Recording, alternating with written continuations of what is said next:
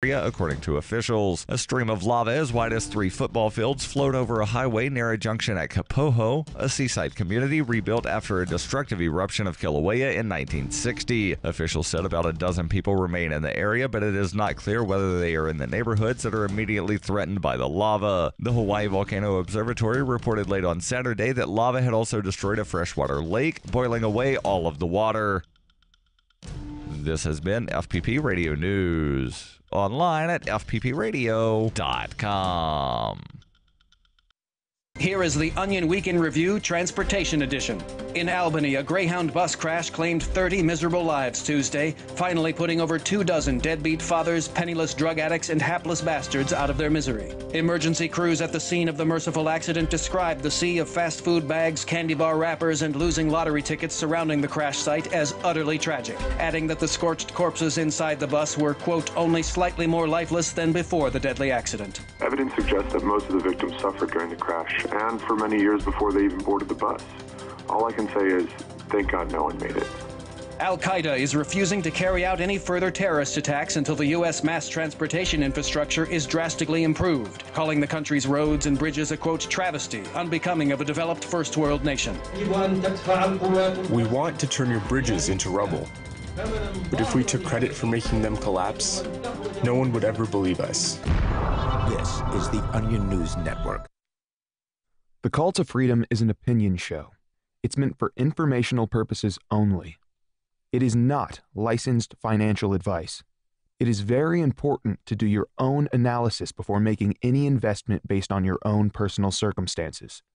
You should take independent financial advice from a professional in connection with or independently research and verify any information that you hear from the Call of Freedom and wish to rely upon, whether for the purpose of making an investment decision or otherwise.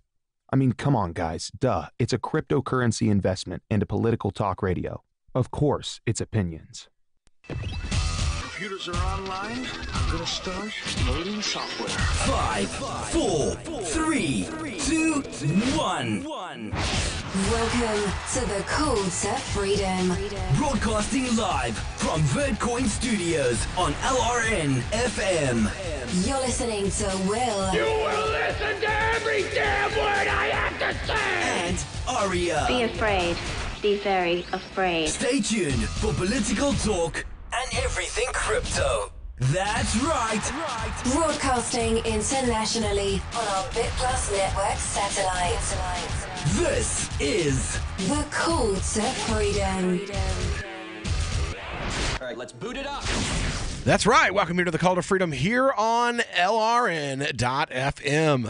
We are broadcasting live from our Zencash studio here in beautiful Keene, New Hampshire, and we are joined by, well, our Monday crew. We've got with us Miss Chelsea Snyder from the Vora Method, as well as Aria DeMezzo from cryptocurrencycheck.org, and, well, because we're definitely going to need him tonight, our legal mind, Mr. Tom Gray. How you folks doing today?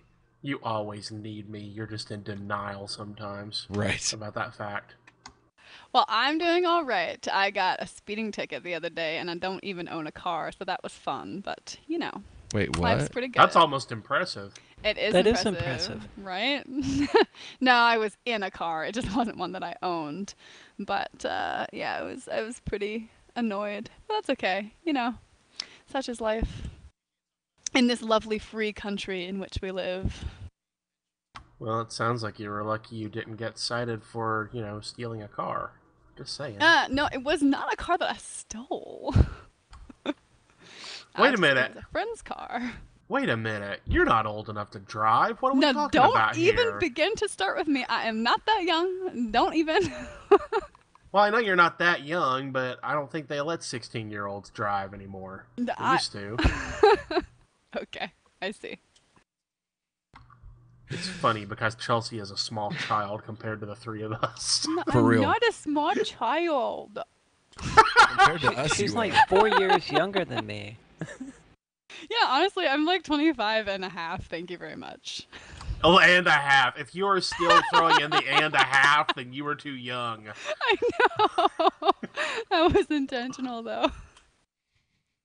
So we've been talking the last few weeks about the violence that we've seen between the Israeli and the Palestinians, with the security minister giving a order that anyone standing within 300 meters of the wall doing anything is to be shot on sight. Another stronger statement made in the last 24 hours. You had a nurse killed, a number of members of the press sniped, well-known soccer, football, depending on where you live, player shot through the knee by a sniper. That couldn't possibly be purposeful. Well, everybody knows that the United States has what they define as a quote-unquote special relationship with Israel. What I call it is we treat Israel the way we want to be treated, which is inaccountable. Awesome. We want to be inaccountable at the UN. So we pull the golden rule. Well, at least with Israel. And that was made no more evident than what has happened at the United Nations this Sunday. It was actually a comical amount of bias shown. We've got a pretty humorous story here that describes it. We're going to play a clip for you guys. It's about 2 minutes. U.S. Ambassador Nikki Haley came here determined to thwart a resolution drafted by Kuwait that called for measures to protect the people of Gaza. She tried persuasion, going around other members of the Security Council. Here, as she approached the ambassador of Peru, she can be seen mouthing the word please. A warm greeting for Israel's ambassador, Danny Danon. He, surely aware, right, and it's the two sharks are at this very moment circling, and they're like dogs sniffing each other's butts, circling in the water right now. So you've got Nikki Haley and the Israeli ambassador. Nikki Haley's like the penguin on an iceberg. Dude, guys, we need to pick an animal metaphor and stick with it. She's the too shark. many animal metaphors. She's definitely the shark. Oh, I thought the other people in the room who were totally dissing her were the sharks, and she was just like, we were going to watch her get swallowed up. Oh, I wish. I totally wish. She also had procedural tricks up her sleeve. She wanted her completely rewritten version of the resolution classed as an amendment so it would be voted on first. There were heated discussions among ambassadors, but this month's president of the council, Russia, ruled against her. And things only got worse for Haley. She pleaded with council members to support her draft resolution and reject Kuwait's. We strongly encourage this council to vote against Kuwait's resolution and acknowledge the concerns of Hamas by voting for the U.S. resolution. Each of you have a choice. You either support Hamas or not. This vote will tell the story. But the story that unfolded... I love the black and white. It's like, look, either you vote for what I wrote or you support the terrorists. Because that sounds like America. I mean, that's the whole shtick. For real, of the United States. It's so funny how little things have changed in the last, I don't know, ever. 20 years now, since 9/11, since George Bush was in office, how little things have changed. At all. Even a tiny bit. We're selling weapons to different terrorist groups now. I mean, that's changed. Just the ones we haven't blown up. Right? Oh my God! Yes. Well, we're like that guy in the Western movie who throws the gun down, and tells the guy to pick it up so that so that we can shoot him. Yes.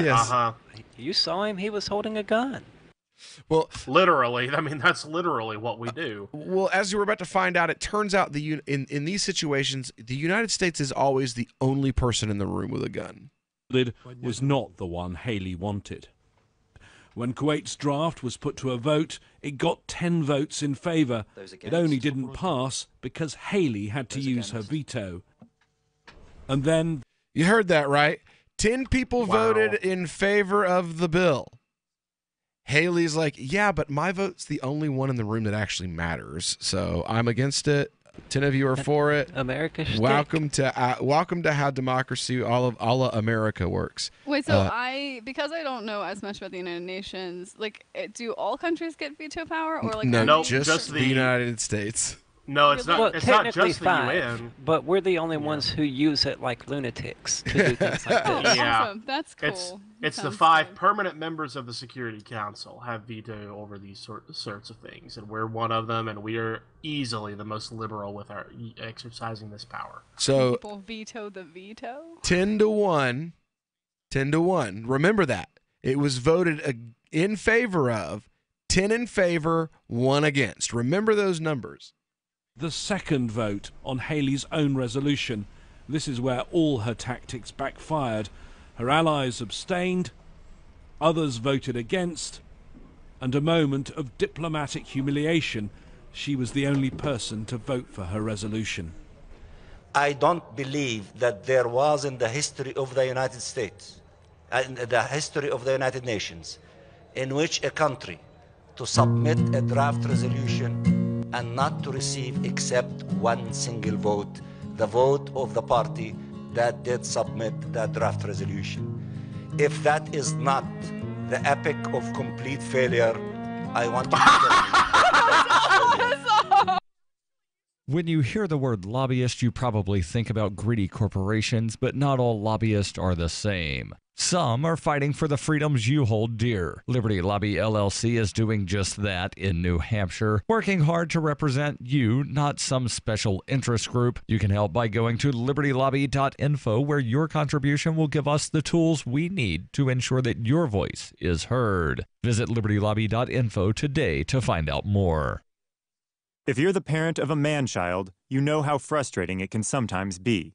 The piercing sound of his video games waking you up at 2 in the morning.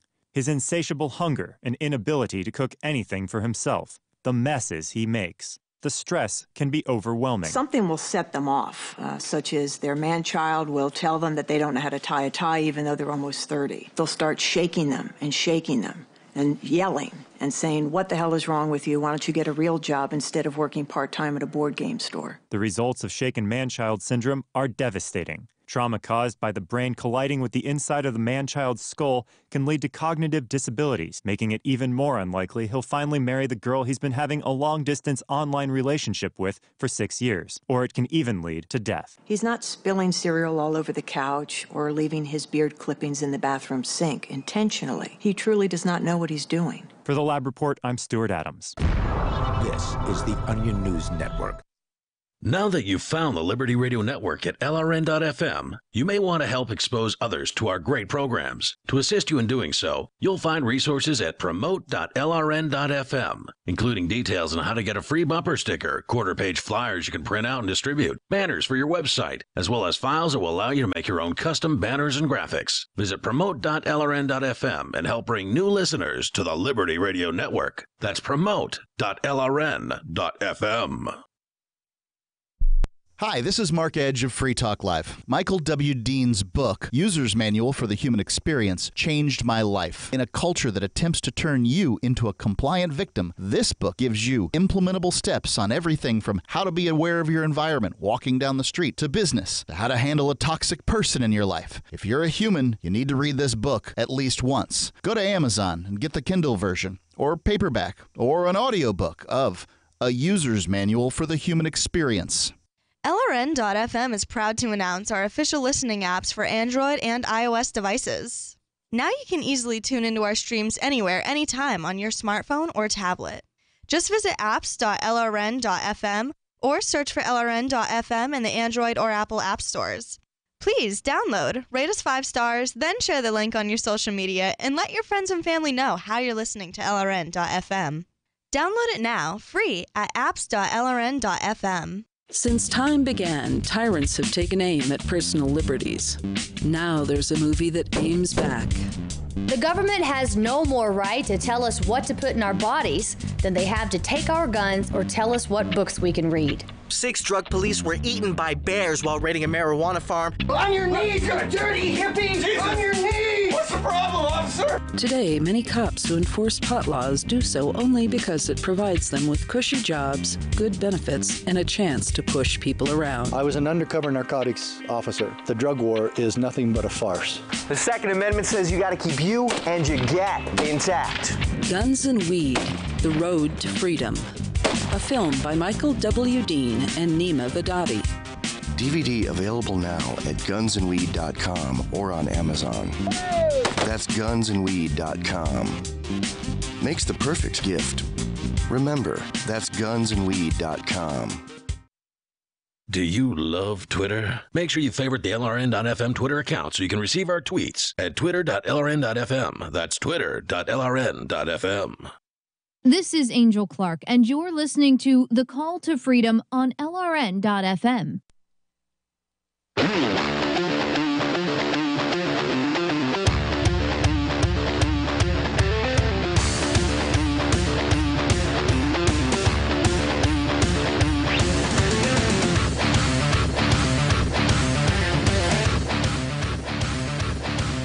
All right, welcome back here to the Call to Freedom here on LRN.FM. Broadcasting live from the Zencash studio here in beautiful Keene, New Hampshire, and joined by my regular Monday crew. And we've been talking about, well, the spanking that Nikki Haley got at the UN. Oh, well, that is before she pulled out her magic silver bullet. The United States is the only vote that matters card. And well, let's just let the representative from Palestine say it one more time. Oh wait, hold on. Oops. I guess it would help if I did that and actually turn the sound on. That draft resolution. If that is not the epic of complete failure, I want you to tell me what is failure in the Security Council. Thank you. It was a bad day for Ambassador Haley. The epic of complete failure. Dun, dun, dun, dun, dun. Now, here's the best part, though, is how this... That wasn't the best part. Oh, no. You're going to hear the best part in just a moment. How the reporter describes what happened at the very end. But the real losers are the people of Palestine, particularly in Gaza. With the Security Council divided and deadlocked, there is no end. That's my favorite part right there, that last line. With the Security Council divided and deadlocked. And I'm like, divided and deadlocked. Oh, you mean 10 people voted in favor of something and 1 person voted against it? That sounds like the opposite of divided. That's like basically a consensus opinion. So, if 11 people vote... And 1 douche. If 11 people vote and 10 people say no and 1 person says yes...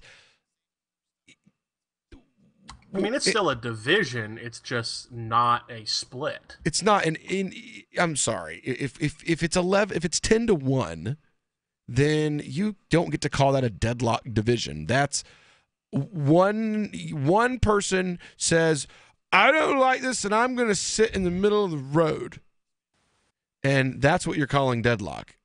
Is one idiot. One idiot. That's not division. That's we all agree that you're an idiot. Well, divided might not be accurate. Very but good deadlock word. is. The British are always so good at using the right word, and that's the reason why I'm listening to this guy, and he's like deadlocked and divided, and I'm like, those are not the 2 words that you use to describe what's going on here. Deadlock is, but it's a deadlock in the sense of everybody on the road wants to go forward, but there's one semi-tractor trailer who decided to park sideways and block everyone, and that's the United States. Yes. So, question, because I also don't know as much about this particular category, why is it that everyone is voting in favor of this resolution and the United States isn't? Like, what's causing them to vote in favor is my question. Because it recognizes that Palestinians their tongues aren't up Israel's butts. But so why are they not in the same position that we are? Why are they not as much up Israel's butts as we are? Like, they are actually closer to what's happening over there, right? So why are they not as pro-Israel? Because they acknowledge that the Palestinian people are human beings and have a right to breathe, own property. Yeah, I mean, they're skipping. Israel keeps killing them Yeah. and torturing them and denying the basic human rights, basically. And we're like, no, that's not happening. It's totally fine. Just let them rape you. And they called Israel detained and had a military tribunal try a teenage girl, and the American government classified that as a Hamas propaganda stunt to make Israel look bad. Like, how, yo? You arrested her, you held her without parents, and had a military a military police officer, like security forces, interrogate her for hours without her. You did that. Hamas didn't do that. Hamas didn't arrest a 14-year-old girl for punching a soldier that was carrying a machine gun while he stood in her front yard. Libertarians that support Israel and your property rights arguments. Israeli military officer standing in my front yard. My teenage daughter walks out and punches him. I'm sorry, he is not defending himself. And if he thinks he is, he's a sissy and shouldn't be carrying a machine gun. He should be carrying a purse. No offense, Arya. Or Chelsea. None taken. No offense, Arya and Chelsea. Oh, but, they don't let girls bring purses to junior high. Chelsea doesn't have one. Right. She's got an invisible bag. Okay. She has one of those invisible bags. Thank you. I have an invisible backpack, yes. Yeah, she's got a fanny pack. Oh, yes. Oh, wait, no, fanny packs are for old people, not for young people. Thank you very much. Hey, I know a ton of professional wrestlers who carry fanny packs everywhere. Okay, fanny packs are for old people and, like, weird muscly dudes. That's Right. just like, but not young people. But somehow, so turned on when you say that. Somehow the American people in the UN can look and say, okay, the Israeli military attacked a teenage girl on her property, arrested her, then interrogated her in a way that our own law would find abhorrent and illegal, and then tried her, again, a minor teenage girl, in a military tribunal, and then put her in real prison for grown-ups. Yeah, so I guess my question is And not somehow that's a Hamas Hamas was not included in any of that. They aren't the Israeli military. They were not the Israeli security forces that they were not involved at all. Yet somehow it's their propaganda stunt that Israel did all of these things to this teenager. Or the Israeli security minister says, shoot any human being standing within 300 meters of the wall. I don't care if they're washing their hair. I don't care if it's a 7-year-old with a balloon. Kill them. That's a Hamas propaganda stunt as well, somehow. Like, your minister says and gives an order on television. You can watch it and see it with your own eyes, but it's actually those other people over there. It was their propaganda stunt. I begin to wonder, like, do they even listen or to the words that come out of their mouth before they speak?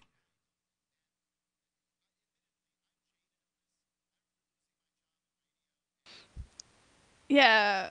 So I mean, they don't have to, because as you were saying when we went out to break about the co-host who's not returning, is that Zionists will swallow it no matter what is said. It's like the American government coming out and saying, hey, we're about to lie to you, and people still believing it.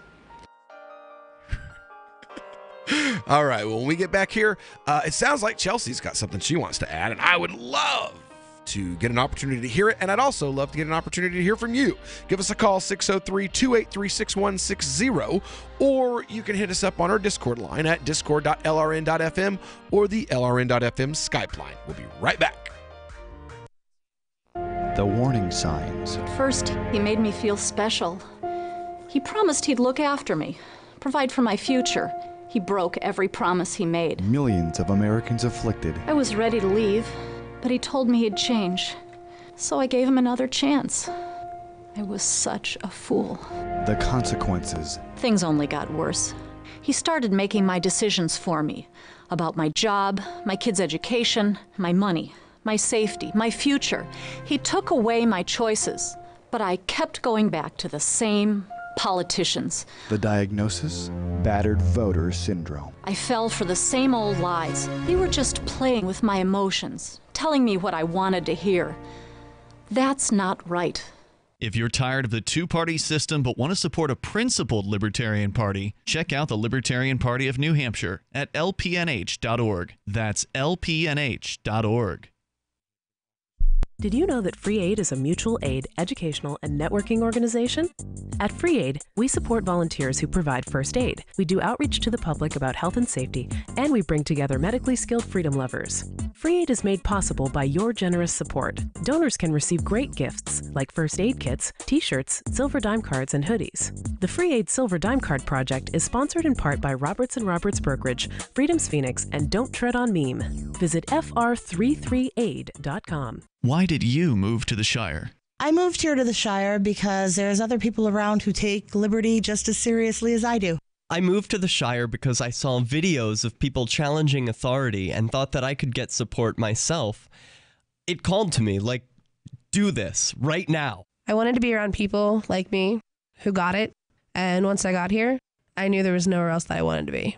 I've always wanted to change the world, so I moved to the Shire to join people who were actually working towards doing the same thing. The people here are awesome, loving, and positive. It was for the adventure and for the feeling of something important is happening here, and I just wanted to come to sort of be part of that. Visit ShireSociety.com to read and sign the Shire Society Declaration and learn the reasons why, if you love liberty, you should immigrate to the Shire. Plus, add yourself to the Shire map at ShireSociety.com. That's ShireSociety.com. There are lots of ways to listen to Free Talk Live. Our podcast has been around since podcasts began, and now the FTL feed is loaded with content besides our full show archives. Did you know that we make it easy for you to customize your podcast subscriptions? We have different feeds, one that includes only our full shows, one with just the Daily Digest, and one with just the Edgington Post. You decide what you listen to. It's quick and easy to customize your feeds at feeds.freetalklive.com. That's feeds.freetalklive.com.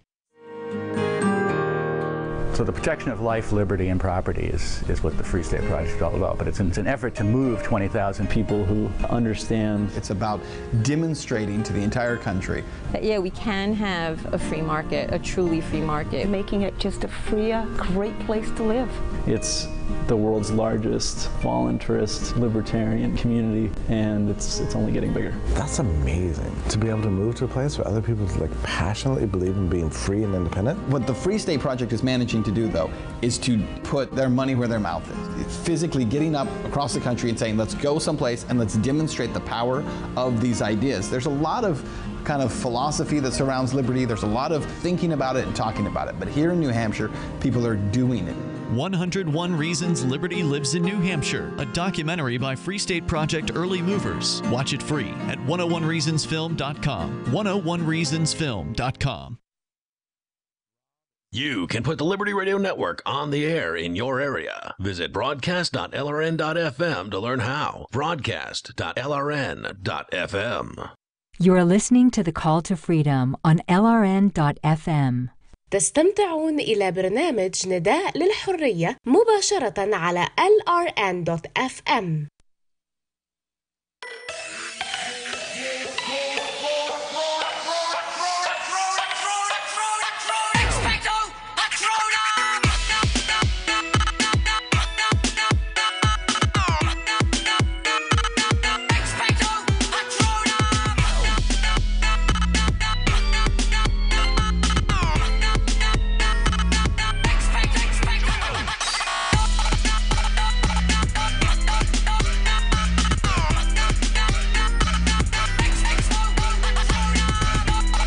All right, welcome back here to the Call to Freedom here on LRN.FM.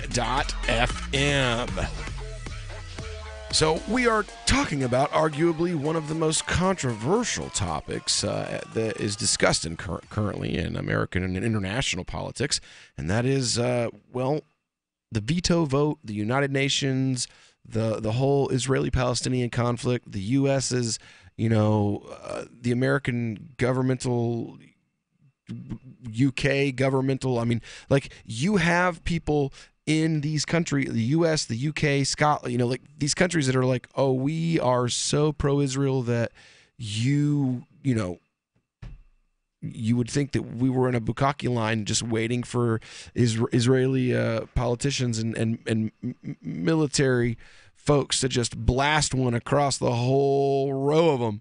It wasn't me that time, Tom. That's right. Anytime we talk about Israel, it's American and British politicians on their knees just waiting for their shower, because that's what they do. I mean, let's just be honest about it. Let's stop giving a bad name to people on their knees waiting for their shower. Right. Yeah, they might just be taking a bath and their mouth, with their really mouth close to the agape, begging for more. Anyway, and then you have not here in the U.S. You don't have politicians, but over there in the U.K. you have politicians from Scotland and from Ireland, and they're just like, look, we understand that you think that like the Queen is from like some lost tribe of Israel, and you're attempting to orchestrate the apocalypse and all this kind of stuff, but we're tired of our tax money going for your country and your royal family to try to create their version of like biblical apocalypse. We're not cool with that. And here in America, if you do that, then you don't even have to go that far. You just have to say, you know what? I don't think America at $21 trillion in debt has money to give to any country on earth. We should keep all our money for ourselves and end all the aid to all countries. You don't even have to mention the fact that Israel exists, and you'll get called a Nazi simply for saying, look, let's not send them $4 billion of American taxpayer money a year when we're racking up, almost $2 trillion a year in debt. I mean, that's just, and it's usually the people with the biggest mouth about the red on the bottom line that are screaming the loudest on this issue as well. Even though if you look at the money and you follow the money, Democrats get more money from Israel than the Republican Party. Out of the top five, 3 of the top 5 money getters are big name Democrats. Huh. Individual congressmen and women. Yep. Interesting. Well, Obama and Hillary as well. Hillary is number one. Hillary's top of the heap. She gets more money than anybody else. Obama comes in number 3. And Lieberman comes in right behind. So you got a Republican in 2nd and in 5th.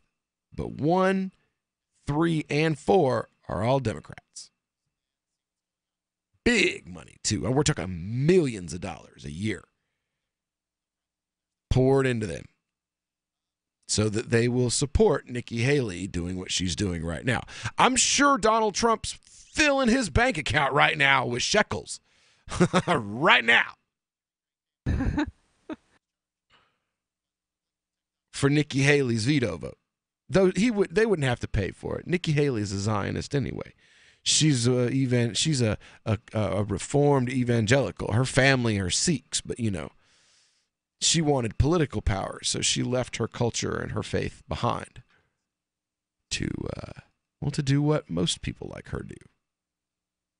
Chase the dragon. Talk about how she can sit down at the table with the devil, and somehow the devil won't change her. She'll change him. Because that's the way it always goes. Oh, yeah, totes. Wait, what's the dragon in that metaphor? Do what? What's the dragon in that metaphor? Right. Heroin, I think. Reminds me of Bobby Jindal. Yeah, exactly. Just government in general. Yeah, okay. Haley gave up her religion because she wants political power. And, she knew that if she wanted political power in South Carolina, then you've got to be an evangelical Christian. Just like if you want power in Louisiana with Bobby Jindal, you've got to be an evangelical Christian. You have to literally insult everything and everyone that you came from in order to please the masters in your political party if you want to attain power. And what better way, an easier way to attain power than becoming the GOP's token brown people in an era when everyone in the Republican Party who is doing everything in their power to prove how they're not racists as they spew some of the most racist garbage you'll ever hear in your life. I mean, Tom, you lived through it. You see it. Yeah? You mean just the racist garbage part of it? Well, yeah, that too. I don't see a lot of the brown people part of it down here. No. That's Florida and Louisiana, South Carolina. Some reason it's not happening in Tennessee yet. I wonder why. Because Memphis, all of our brown people are in Memphis, and Memphis is still pretty heavily Democrat. Very heavily Democrat. As most cities are wont to be. Now, speaking of the devil, there's a couple of devils. One of them who's been,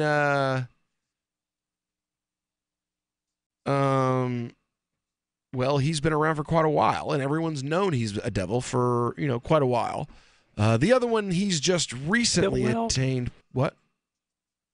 Bill Weld. Right. Yeah, Bill Weld. The other one's just recently attained political power, but, the left thinks that he's Satan and Hitler's offspring, and the right thinks that he's the new Messiah, and the rational people think that he's just an orange moron with a really bad comb-over. But I want to have our legal mind take a listen to this one. Oh, no. Congress would have to impeach Trump before any criminal prosecution can move forward, according to the president's lawyer, Rudy Giuliani. As a matter of fact, Trump could have shot Comey in the face, still wouldn't be able to be indicted for it. Now, candidate Donald Trump bragged that he could shoot someone in New York's Fifth Avenue and not lose a single voter. And now President Donald Trump's lawyer says Trump could shoot the FBI director in the Oval Office and still not be prosecuted for it. In no case can he be subpoenaed or indicted, Rudy Giuliani told HuffPost Sunday, claiming a president's constitutional powers are that broad. I don't know how you can indict while he's in office, no matter what it is. So, what do you say, Tom? Is there any legal truth to this? My friends who are more expert on executive privilege than I am actually say they're pretty sure this is correct, believe it or not. Yeah, as I understood it, this is correct. Because, and here's the reason, or the reasoning behind it. At common law, elected officials usually had broad privileges, and the reason was so that the opposing party couldn't just have them arrested and seize power that way. And so the theory is Congress would have to go through the proper channels to remove the president from power, because you wouldn't want a rogue prosecutor to be able to take him out of office and basically launch a coup that way. It's kind of dumb, but it's also there's some real backing to it historically. So it's kind of disturbing. There is no magic situation like all the Democrats and progressives are envisioning, where Trump leaves the Oval Office, is put into handcuffs in the Oval Office and led out in shame away to a prison cell where he awaits his punishment and re-education. Right? That's most likely not.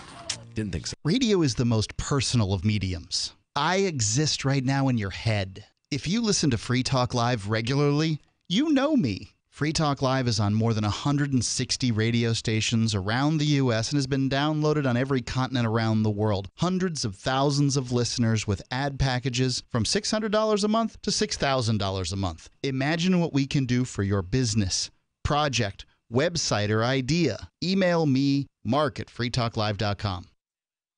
Because we are smothering in spam, please do not reply to all when you can instead reply. I was recently among over 100 invited to a corporate reunion. It's always a warm affair, and that's the problem. Enthusiasm for our upcoming get-together caused many recipients to RSVP the organizer with a cheery reply to all. I can't wait. Then others piled on with a reply to all to that. Then the "I'm out of my office now" autoresponders joined in. So I replied to all, asking that we all reply only to the organizer. Hey, at least I tried. One invitee, apparently retired, shot back, "Point taken, but I really like seeing the responses since they're so positive." Smiley face. This better be an open bar. From survivalspeech.com, I'm Holland Cook. LRN.FM now has a Discord. Discord is a free text and voice chat platform, and we now have our own server with a bunch of channels at discord.lrn.fm. You can join other listeners as they chat about various things during our live shows, or anytime, day or night. Discord software is available cross-platform, so you can have it on whatever device you want and take your chats anywhere. Join our Discord at discord.lrn.fm. That's discord.lrn.fm. This Your Family Today tip is brought to you by Ovaltine. Give your kids the nutrition they need to be their best. Visit us at ovaltineusa.com. Telling your child about healthy food choices is important, but showing her what to eat goes a lot further. Have her help create the grocery list, then bring her to the store with you. Picking out healthy foods together helps kids get in the habit of thinking about what they're eating every day. For more tips like these, visit us at parenthood.com/yourfamilytoday.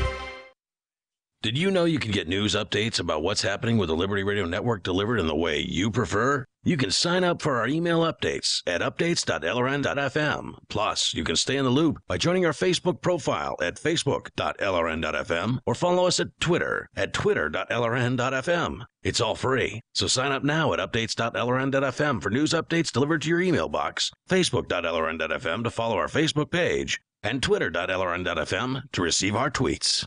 Free Talk Live. You guys live in a dream world. No, sir, you're the one that lives in a dream world. You're the one that wants to have a police state in America where you get to determine who can come in and who can't. You want to have border patrols. You want to have checkpoints. You want to let the entire third world into this country? Sir, I'll answer that question by reading a short excerpt from a poem. Maybe you've heard of it. It happens to appear at the bottom of the Statue of Liberty. It was about... Yes, you're poor, you're tired, huddled masses. Right, you are aware of it, yes. Let them come in legally.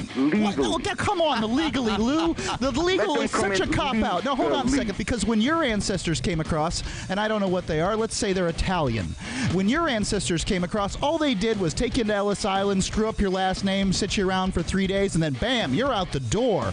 Now, legal is a huge pile of paperwork and tens of thousands of dollars. Free Talk Live, 7 nights a week from 7 to 10 Eastern, live on the Liberty Radio Network at LRN.FM. Help get LRN.FM into more ears. Visit promote.lrn.fm for a free bumper sticker, flyers, banners, graphics, and more. Promote.lrn.fm. You are listening to the Call to Freedom on LRN.fm. आप सुन रहे हैं स्वतंत्रता की पुकार सिर्फ और सिर्फ LRN.fm पे.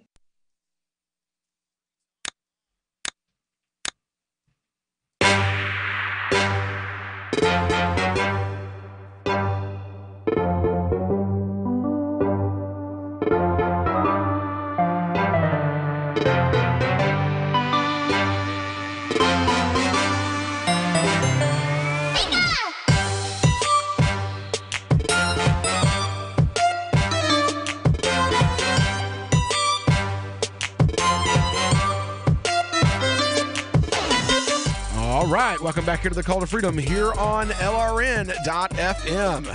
We are broadcasting from the Zencash studio here in beautiful Keene, New Hampshire, and we are getting geared up for a great time, and you should come up and join us. You see, I talk all the time about how we live in this wonderful, what I call a crypto community, where we've got businesses. I think they just added a dentist's office to the crypto accepting businesses here in the Keene area, the Monadnock region.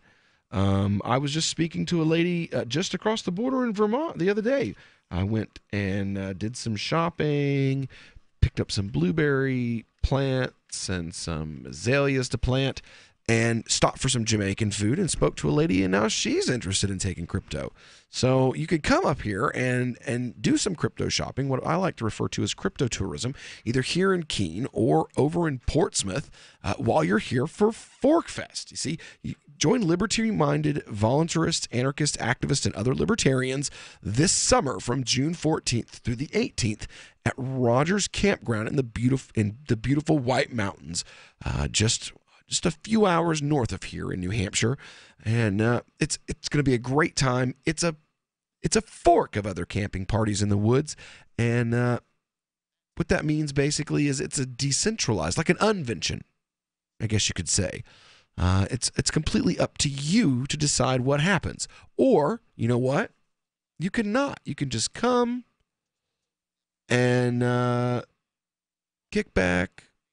Throw a cooler out, maybe a lawn chair. Just kick back, relax. Kick back, relax, enjoy a great time with some Liberty lovers in the woods. You can go to forkfest.party. While you're there, join the forum or the Telegram chat group. Again, that's forkfest.party. So we've been talking about this thing with Giuliani, where basically what he's saying is that you can totally be the president and like you could shoot someone on national television and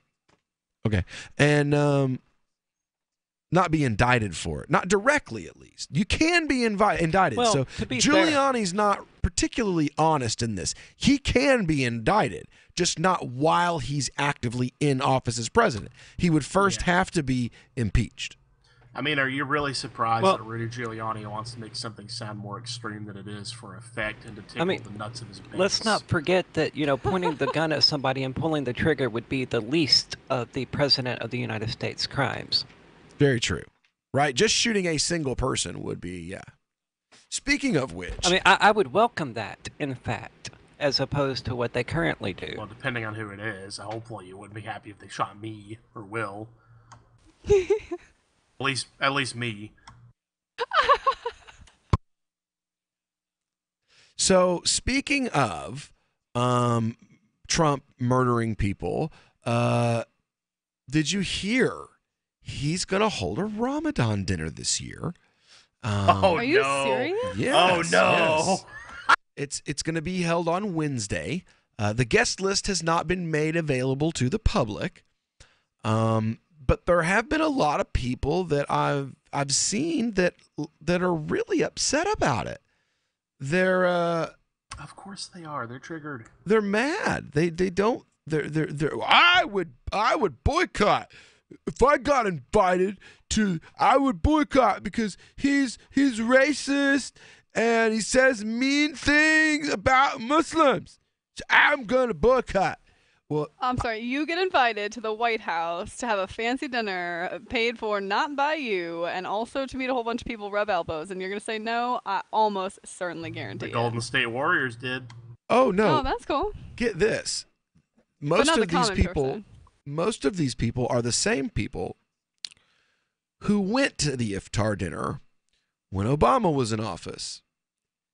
Literally, one of them, 2 days after he dropped bombs and killed like 72 civilians, Muslim civilians, like 2 days afterward.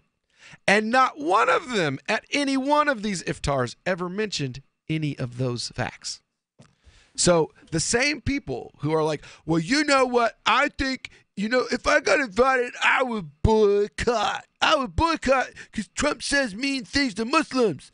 You weren't worried when Obama was dropping 20,000 tons of bombs on Muslim civilians for 8 years. You went there, you smiled, you shook hands, you were happy to be in the room, you broke bread with a murderer, and then celebrated it in social media about what a grand and great thing that it was. Am I alone? I can't be the only person of the four of us here that finds like I want to call it irony, but I think the proper word is just hypocrisy. Yeah, hypocrisy. I mean, you're not the only one Delusion? here, but this is your holiday that they're crapping on here, so you're going to have the most passion on this one. I mean, I had a similar reaction to Trump having jack squat to do with the National Day of Prayer when he's about as Christian as I am 7 feet tall. Except I could put on a certain pair of shoes and be 7 feet tall, and there's nothing he could put on and know Jesus in his heart. Well, Trump issued a statement marking the start of Ramadan this year. Ramadan reminds us of the richness Muslims add to the religious tapestry of American life, he wrote. Jesus Christ. I'd like to have been like a fly on the wall in the homes of some of like the hardcore anti-Muslim alt-right folks when that statement was read on Fox News. They weren't listening. Really? They weren't listening. Of course they weren't listening. I mean, they were like, he's playing 4-dimensional chess. He's just trying to trap all the Muslims so he can catch them at the border or some crap like that.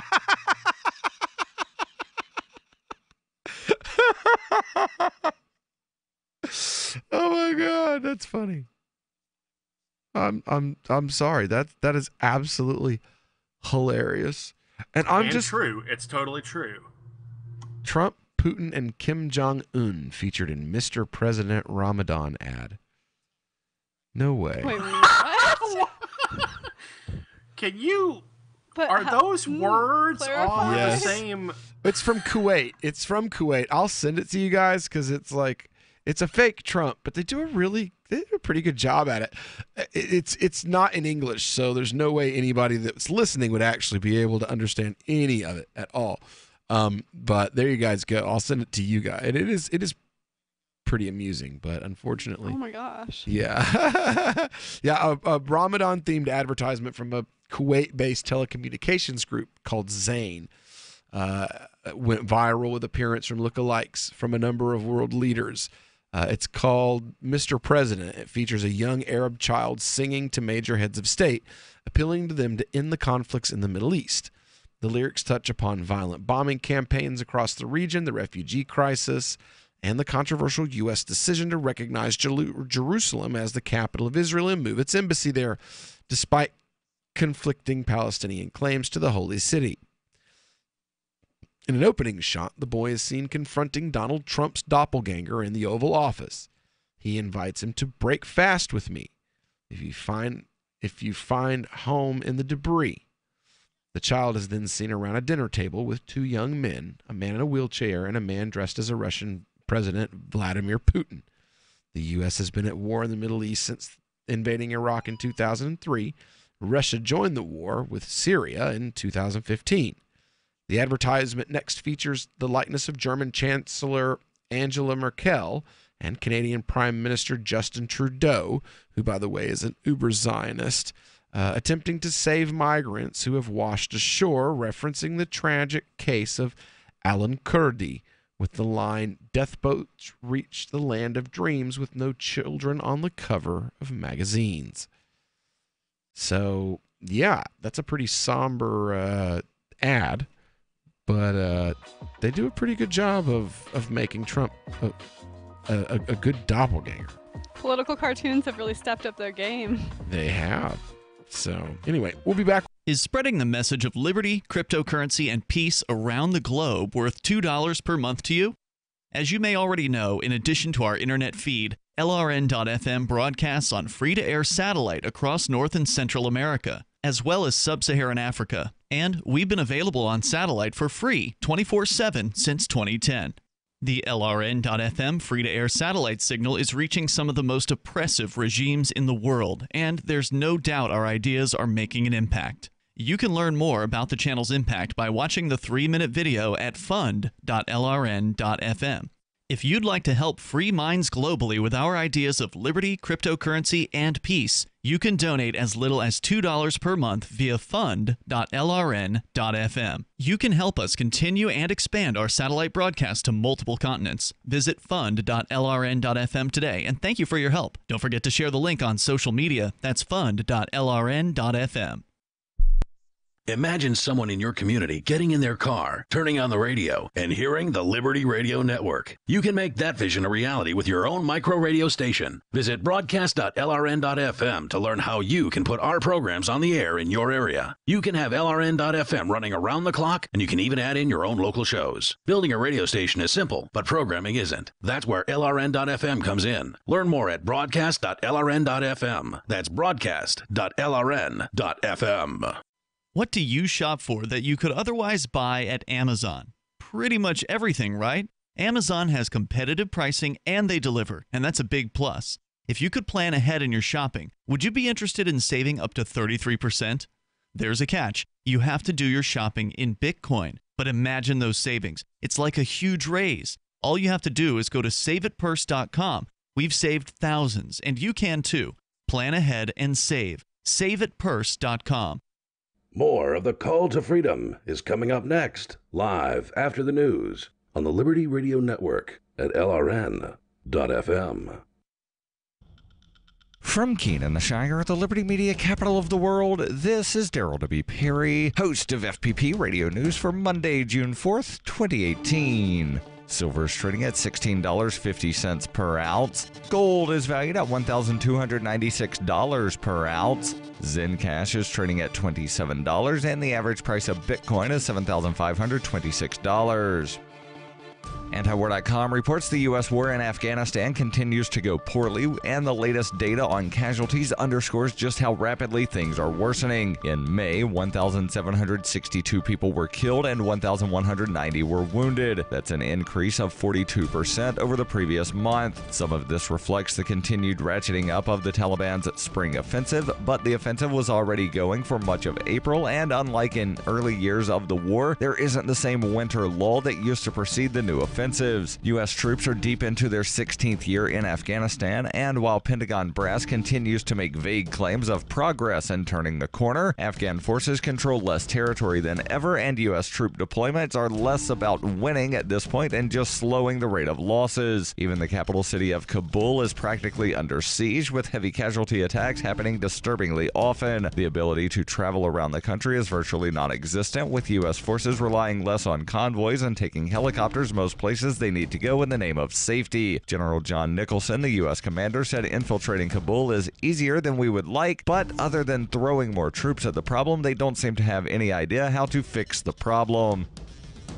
For over 40 years, Roberts & Roberts Brokerage has been a trusted source for buying and selling precious metals. Gold, silver, platinum, and palladium. They don't feed the banks. They're Bitcoin preferred and have removed the minimum purchase amount for all orders paid in the digital currency. Call Roberts & Roberts Brokerage today for knowledgeable advice on buying and selling precious metals and a forward-thinking approach to new technologies. 800-874-9760 or visit online at rrbi.co.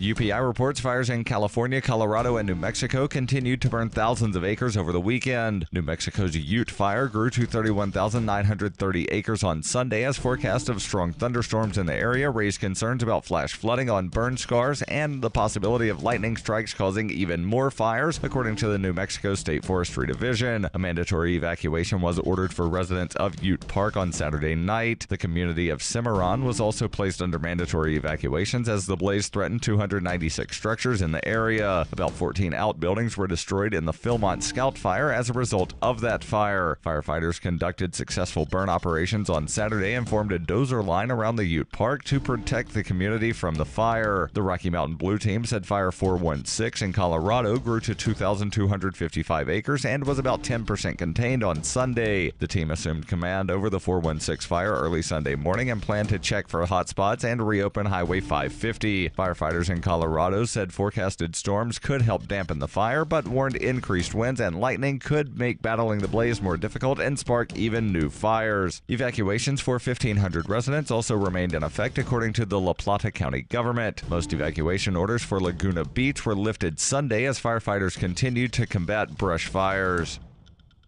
Are you looking for a cryptocurrency that has a focus on users and usability? Then look into Zencash. Zencash is the world's first private, distributed, and reliable platform for communications, transactions, and publishing. Zencash features global governance with inclusive decision-making, reliable funding for continuous improvements, and documentation and wallets in many languages that are available for Linux, Mac, Windows, and Android devices. Learn more at zencash.com.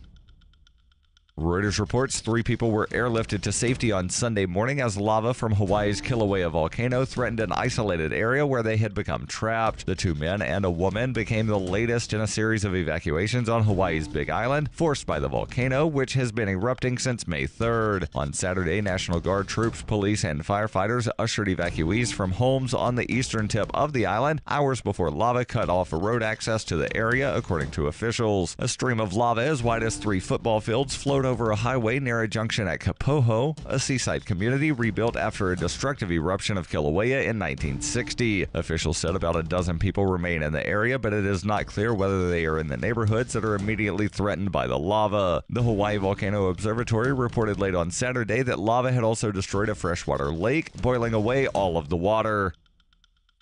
This has been FPP Radio News. Online at fppradio.com. A cool guy from middle school is still sporting his fat pair of Jinkos. A stunned St. Peter's Square crowd hears the Pope getting bitched out by God, and an 8th grader caked in makeup is probably really confident. This is The Onion Week in Review. This week, a Pew Research Center poll found that the vast majority of Americans would watch a television show called Love Trap, with most saying that regardless of the show's genre or quality, they would tune in weekly to see its stars stumble into romantic triangles, double-cross one another, and contend with whatever the titular love trap refers to. The survey confirmed that 62% of Americans would likely watch Love Trap to see a shrewd but cold-hearted Southern belle named Tammy. 23% of the nation hoped the show would be referred to as The Trap by its most loyal fans, and 15% of respondents said they simply needed something to watch. And in this week's science news, a biologist completes a 5-minute study of the pathetic organism in his mirror. In other news, a man confidently hits send on the worst job application a company has ever seen. This is the Onion News Network. The Call to Freedom is an opinion show. It's meant for informational purposes only. It is not licensed financial advice. It is very important to do your own analysis before making any investment based on your own personal circumstances. You should take independent financial advice from a professional in connection with or independently research and verify any information that you hear from the Call of Freedom and wish to rely upon, whether for the purpose of making an investment decision or otherwise. I mean, come on, guys. Duh. It's a cryptocurrency investment and a political talk radio. Of course, it's opinions. Hold. Hold. Hold.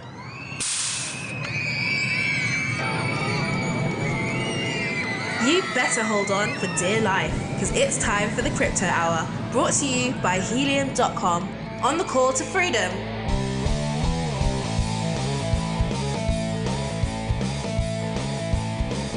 All right, welcome here to the second hour, to our Crypto Hour here on the Call to Freedom, here on LRN.FM. Of course, Crypto Hour is brought to you by our favorite savings accelerator. Are you interested in getting into the crypto industry? Would you like to get bought in, but you don't want to spend your whole day having to look at white papers and read candle graphs and all that kind of stuff? Well, let me introduce you to our great sponsor for the Crypto Hour over at Helium.com. It's really, really simple. It's powered by Uphold.com, and you just charge it up using a bank card or your own digital wallet, and then you just set it and forget it. It's like a crock pot for cryptocurrency. It's completely automatic. Excuse me. Helium allows your money to move you. So you can go over, check them out at heliumwithan.e.com. That's HELEUM.com/ CTF and get a thank you for being a Call to Freedom listener. I actually heard something from them that made me feel really good. We doubled in the 3 months that we've been advertising. Well, no, 5 months now that we've been advertising for Helium.com. We doubled their customer base. Most of it trackable Call to Freedom live customers. That's really got to make you feel kind of good, you know? Yeah, I was thrilled to hear it. I mean, especially since, I like Pace. He's a really nice guy, really cool guy. Yeah. And Helium is a really good idea. Not only is it a good idea, but now that they've finally got the version 2 rolled out, it functions a lot better. I'm seeing shifts a lot more often now than whereas before, when the algorithm was tweaked the other direction, it just got stuck. Once the crash started, everything got stuck. But now that they've rolled out this version 2, they've gotten rid of Bitcoin Gold. It's like a completely different product, and I'm really, really happy for them to have stuck around with us and continued on with us, at least as it looks thus far. So now, as for one of our other sponsors, we can't, of course, ignore probably some of the biggest news in the cryptocurrency industry today, and that is that there was a double spend transaction attack against Zencash in the last 24 hours or so. Now, Zencash put out an official statement that the network was the target of a 51% attack on the 2nd of June at approximately 10:43 p.m. They immediately executed mitigation procedures to significantly increase the difficulty of future attacks on the network. But, being as we've got the opportunity to be in touch with Zencash's folks, we actually got in touch with them and said, you know what, we'd like for you to come on the show, send one of the Zencash folks on with us, and really kind of walk us through, what happened, what's been done to fix everything, what's the next step moving forward for Zencash. So we've been joined by co-founder and president of Zencash, Mr. Robert Viglione. How you doing today, Rob? Hey guys, thanks for having me again.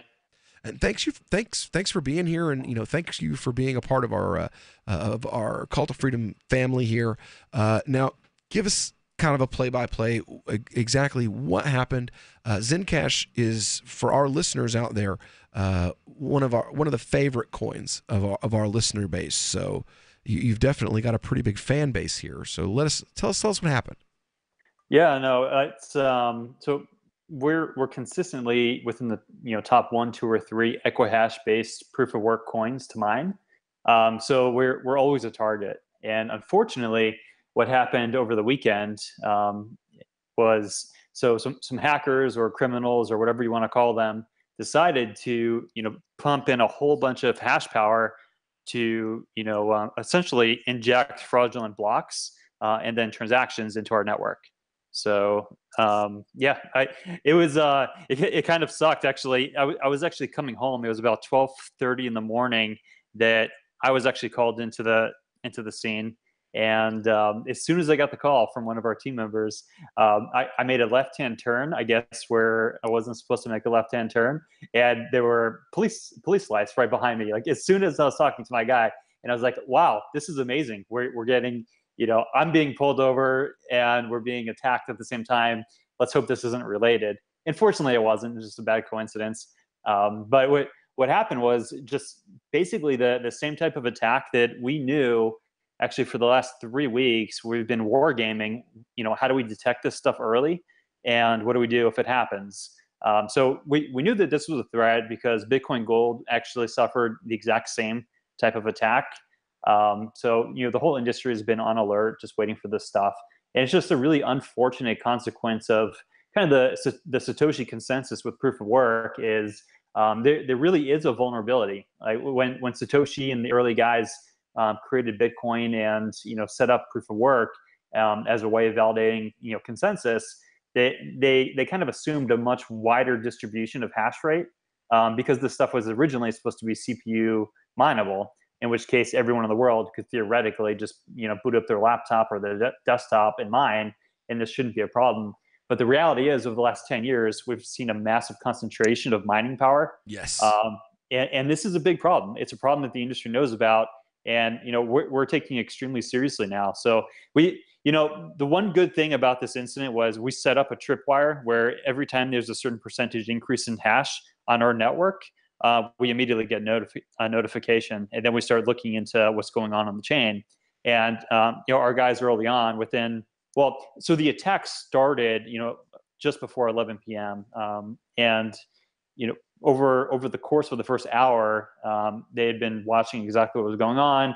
And then we got the alert that, okay, there was actually a double spend going on now. So then we started reaching out immediately to all of our exchange partners, letting them know there's a threat here. And really the first mitigation that you can do, which is actually very effective, is to massively increase the minimum number of block confirmations before an exchange will release funds to a customer. So that's exactly what happened. Was we just said, okay, there's a problem here. Every exchange, you need at least 100 minimum blocks confirmation. And what this means is that a hacker would have to fraudulently inject over 100 blocks in order to get a double spend executed with an exchange. So that kind of killed it. At least killed the attack initially. So now there's just a much higher threshold that criminals would have to breach at this point to actually write in fraudulent transactions. So unfortunately, this is something that every proof of work blockchain has to deal with. And it's not like we're all that small. I mean, our hash rate is currently about 1/10 of Zcash, which is one indication that we're still small. But we're also 10 times, say, like Bitcoin private in hash rate. So we're definitely not the smallest guys on the block. I think the listing on Binance, kind of got us into the limelight quite a bit, and actually made Binance the target of this attack. All right. Well, we've been joined right now by Robert Viglione from Zencash. We've been talking about the 51% double spending attack that was launched on Zencash recently, and how they were able to get out in front of it, and what's going on for the future as far as preventing these kinds of things from happening again. This is Will with the Call to Freedom. If you're interested in questions for Zencash, give us a call, 603-283-6160, or you can always hit us up on Discord at discord.lrn.fm or our LRN.FM studio line. We'll be back with the Call to Freedom in just a moment here on LRN.FM. Looking for a great real estate investment? Consider New Hampshire, which is ground zero for the Liberty Movement. Your first call should be to Mark Worden from Porcupine Real Estate. He's more than just a real estate agent. He's your New Hampshire concierge. Where are the best places to live? Do you want farm, city, the burbs, or forest? Do you want a duplex or multifamily building so that renters pay your mortgage? There are homes in all price ranges in New Hampshire, and Mark can help with financing too. Invest in liberty and property. Mark Worden can help. PorcupineRealEstate.com. I've been told no in many different ways. I give you an order and you're going to obey it. George, you can go this way. You can't do that and you have to leave here. You cannot bring signs into the rally. Walk with me. Well, I'm comfortable here, actually. Whoa. Hey. Who do you think you are? Excuse me. There is no video and audio allowed in this office. No, I have work today. You ain't gonna make it. Wait a minute. Forget it. Whoa. Hey! Oh my God! Unbelievable! Why are you running from me? Because you scared me. What am I being detained for? You're being served. What is this? You're being served. What is this? Bureaucrats have a funny way of telling people no. That's the sound of the men working on the chain. Derek J's Victimless Crime Spree. Watch it for free and order the Director's Cut DVD at victimlesscrimespree.com. The three most important things you can do for LRN.FM are: 1. Let your friends know you're listening to LRN.FM on your social networking profile. 2. Buy the things you buy online through shop.lrn.fm. 3. Give $5 a month to the AMP program at amp.lrn.fm. It's my firm belief that the AMP program is the best use of your charitable dollar among liberty-oriented groups. Support all your favorite organizations, but make sure you give $5 a month to the AMP program at amp.lrn.fm. Are you tired of governments murdering people around the world? Stop using their money. There is an alternative. Bitcoin is a stateless, free market, non-political currency. Bitcoin cannot be inflated or controlled by any government. By using their money, you are helping the state. Stop doing it. You have an incredible alternative available now. Learn it, use it, spread it. Get started with Bitcoin at bitcoin.com. That's bitcoin.com. Did you know we've taken our LRN.FM telephone listen line to a new level with the LRN.FM audio on demand line? Now you can call 712-770-8447 anytime and listen to LRN.FM's live feed. And you can listen to a bunch of our original shows on demand. Long distance fees may apply. Just dial 712-770-8447 and choose from the menu. 712-770-8447. Free Press Publications is an independent, alternative media and publishing company founded in June 2009 with the mission of ensuring a free press for the freedom movement and is committed to spreading the message of peace, freedom, love, and liberty. FPP also gives new authors an avenue for publishing freedom-oriented material. FPP brings you daily news and commentary on the website fpp.cc, as well as a daily 5-minute newscast, FPP Radio News, and weekly news, views, and commentary in the FPP Freedom Minute and Peace, Love, Liberty Radio at fppradio.com, and the monthly newspaper FPP News at news.fpp.cc. Find FPP online at fpp.cc. That's fpp.cc, as in Creative Commons. Some of our live shows are streamed in HD on Twitch. Please follow and share at twitch.lrn.fm. That's twitch.lrn.fm. You are listening to the Crypto Hour, brought to you by Helium.com, on the call to freedom on LRN.fm. أنتم تستمعون إلى The Crypto Hour، يقدم إليكم برعاية Helium.com على برنامج نداء للحرية على LRN.fm. Hey everybody, my name is Carlos Matos and I am coming from New York City, New York. Let me tell you guys that I am so excited, I am so happy, I am really so thrilled to be right now sharing this amazing, glorious, super and exciting moment of my life with all of you guys. And let me tell you that we are really changing the world as we know it. The world is not anymore the way it used to be. No. Be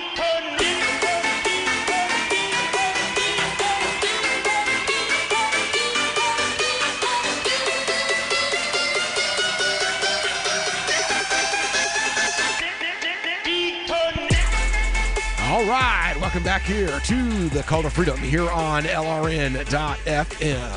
We're in the middle of our crypto hour here, and we've been joined by Robert Viglione from Zencash. Now, we do have a question from Baraka66. He wants to know, how is Zencash listed on Binance? So I guess I don't understand the question. Like, how is it listed? Like, what if I want to buy? If I want to go to Binance and I want to buy Zencash, what's the ticker symbol that I need to look up? Oh yeah. No, it's the best ticker symbol in the world. It's ZEN, Zen, and you can buy it with. So we have 3 markets on Binance. There's a BTC market, an ETH market, and then a BNB market, which is the Binance token. All right, there we go. So I have a question about the attack. I was just about to pass it over to you, Aria. I'm not 100% clear on the implications or the technical aspects of what happened, but the double spending, it effectively duplicated the amount of coins the attacker owned, correct?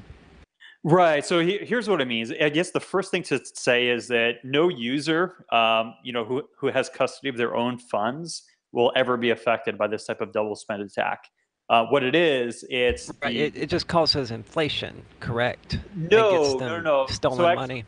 No, so there's no inflation. What it is they basically trick an exchange to think that they have Zen that they don't have.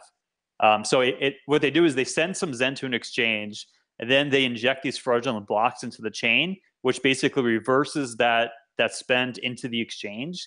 But then when the money's in the exchange, they trade it right away, and then they pull the funds out.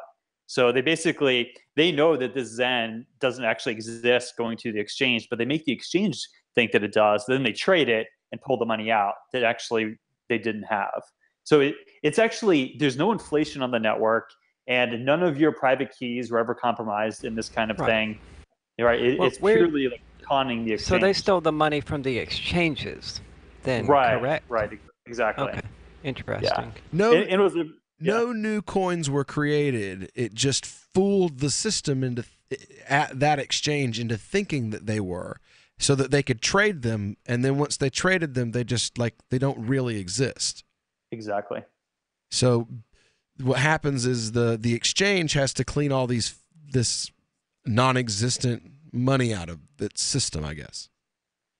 Yeah. So what happens is once the attack is revealed, and then we know that this was actually a fraudulent spend, then the chain shows that this spend did not happen.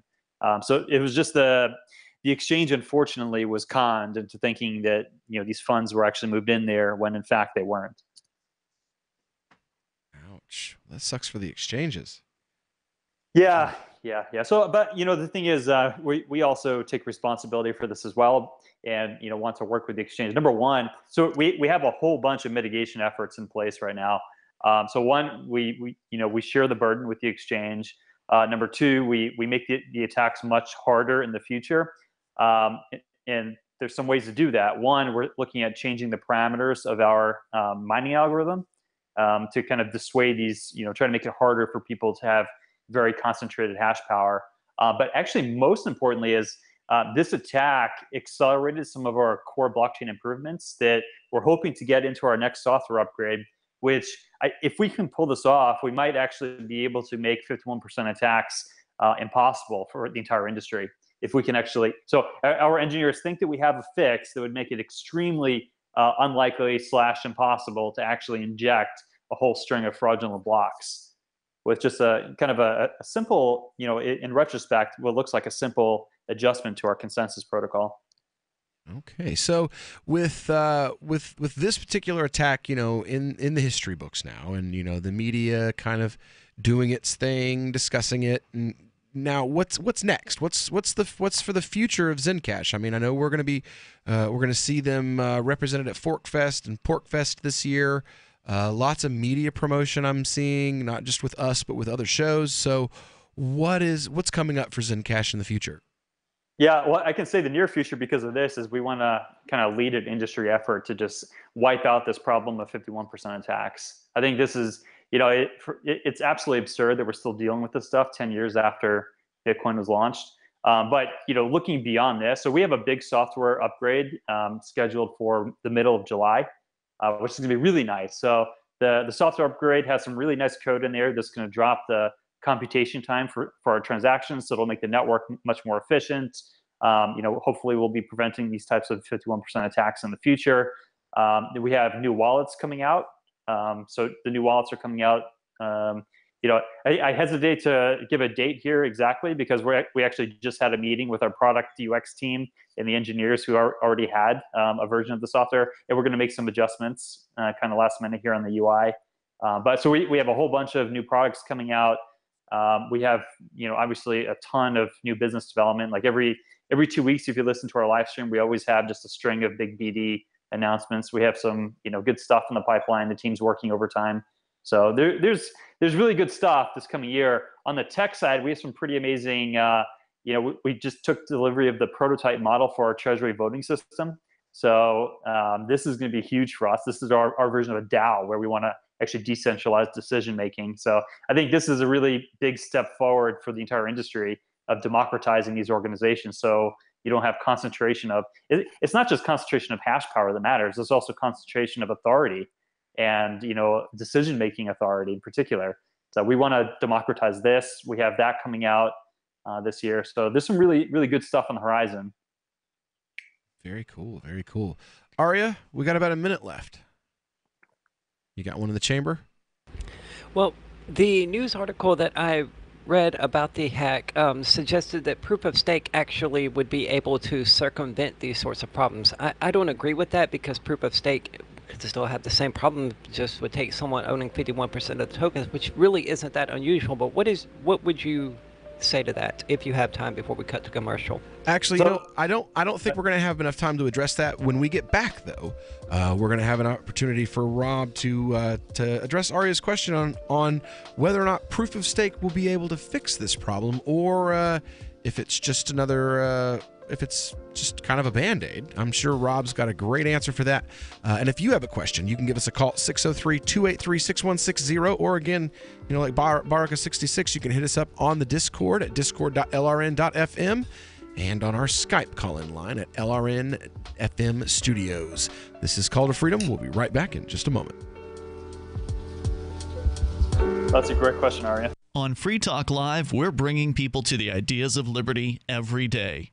From wrestling superstars like Glenn Jacobs. You guys really are having an impact, I believe. Like I said, a lot of where I am now is due to listening to Free Talk Live. You changed my mind on some very important issues years ago. To random people tuning in on the radio. I was kind of stuck in the left-right paradigm. I heard your show by chance on a Saturday night. From there, I went on, joined the Free State Project, and become an amplifier. So, I mean, that's really the reason why I amp, is because I know that if it wasn't for you guys being on as many stations as you are, I never would have found the ideas of liberty. Your amp will directly change more lives by getting Free Talk Live in front of people looking for talk radio online and on the air. When you amp Free Talk Live, you get perks like access to the AMP-only Facebook group and AMP podcast. Visit amp.freetalklive.com.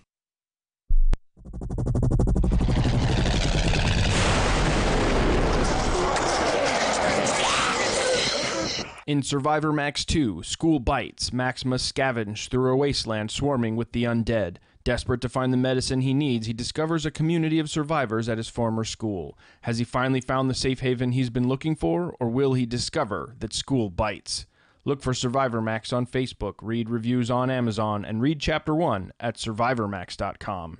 The Free State Project has reached its goal of 20,000 liberty lovers who've pledged to move to New Hampshire and get active to achieve liberty in our lifetime.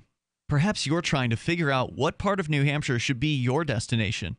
If so, consider Keene. You'll find more than 150 reasons to move to Keene at move.freekeene.com. Keene is famous for its historic, publicity-generating activism, as well as being the liberty media capital of the world. It's home to freekeene.com, New Hampshire's destination for liberty activism, news, and opinion. For years, we've been compiling over 150 reasons to move to Keene at move.freekeene.com, where you'll learn about some of what's happening here and what makes Keene a great place to live. If you love liberty, you'll probably enjoy anywhere you end up in the Shire. But do your due diligence first. Please visit move.freekeene.com for the full list of over 150 reasons to move to Keene. That's move.freekeene.com. Some of you asked, and now we've delivered. LRN.FM's live Keene, New Hampshire studio shows are now streamed in HD on Twitch. Visit our channel at twitch.lrn.fm and give it a follow. If you have Amazon Prime, you get one free subscription on Twitch. If you use it on our channel, Twitch will give LRN.FM a monthly piece of your Prime subscription cost. So please watch, follow, share, and subscribe to twitch.lrn.fm. That's twitch.lrn.fm. This is Michael Dean from the Freedom Fiends. I've run websites since 1996 and have used over a dozen web hosts in that time. AgristHosting.com is the only one that hasn't broken my heart. Agrist Hosting's uptime and service is stellar, and their DDoS mitigation is the best I've seen. That's important because if you tell the truth in this world, you'll ruffle feathers. And some people will try dirty tricks to silence your voice. No matter what the haters hit us with, Agrist Hosting keeps our websites online. If you have a mission-critical commercial presence or a world-changing activism site, you cannot tolerate any skullduggery. So go with agristhosting.com. Have a WordPress or blog site, but you're not satisfied with performance or uptime? Or just want raw hosting? Want to pay with Bitcoin? Agrist Hosting specializes in high-performance hosting with personalized service. Go to agristhosting.com and click on the button that says Get Hosted. That's agristhosting.com. Love what we do? Please help support our international satellite channels at patreon.lrn.fm. That's patreon.lrn.fm. You are listening to the Crypto Hour on the Call to Freedom. تستمتعون إلى The Crypto Hour على برنامج نداء للحرية.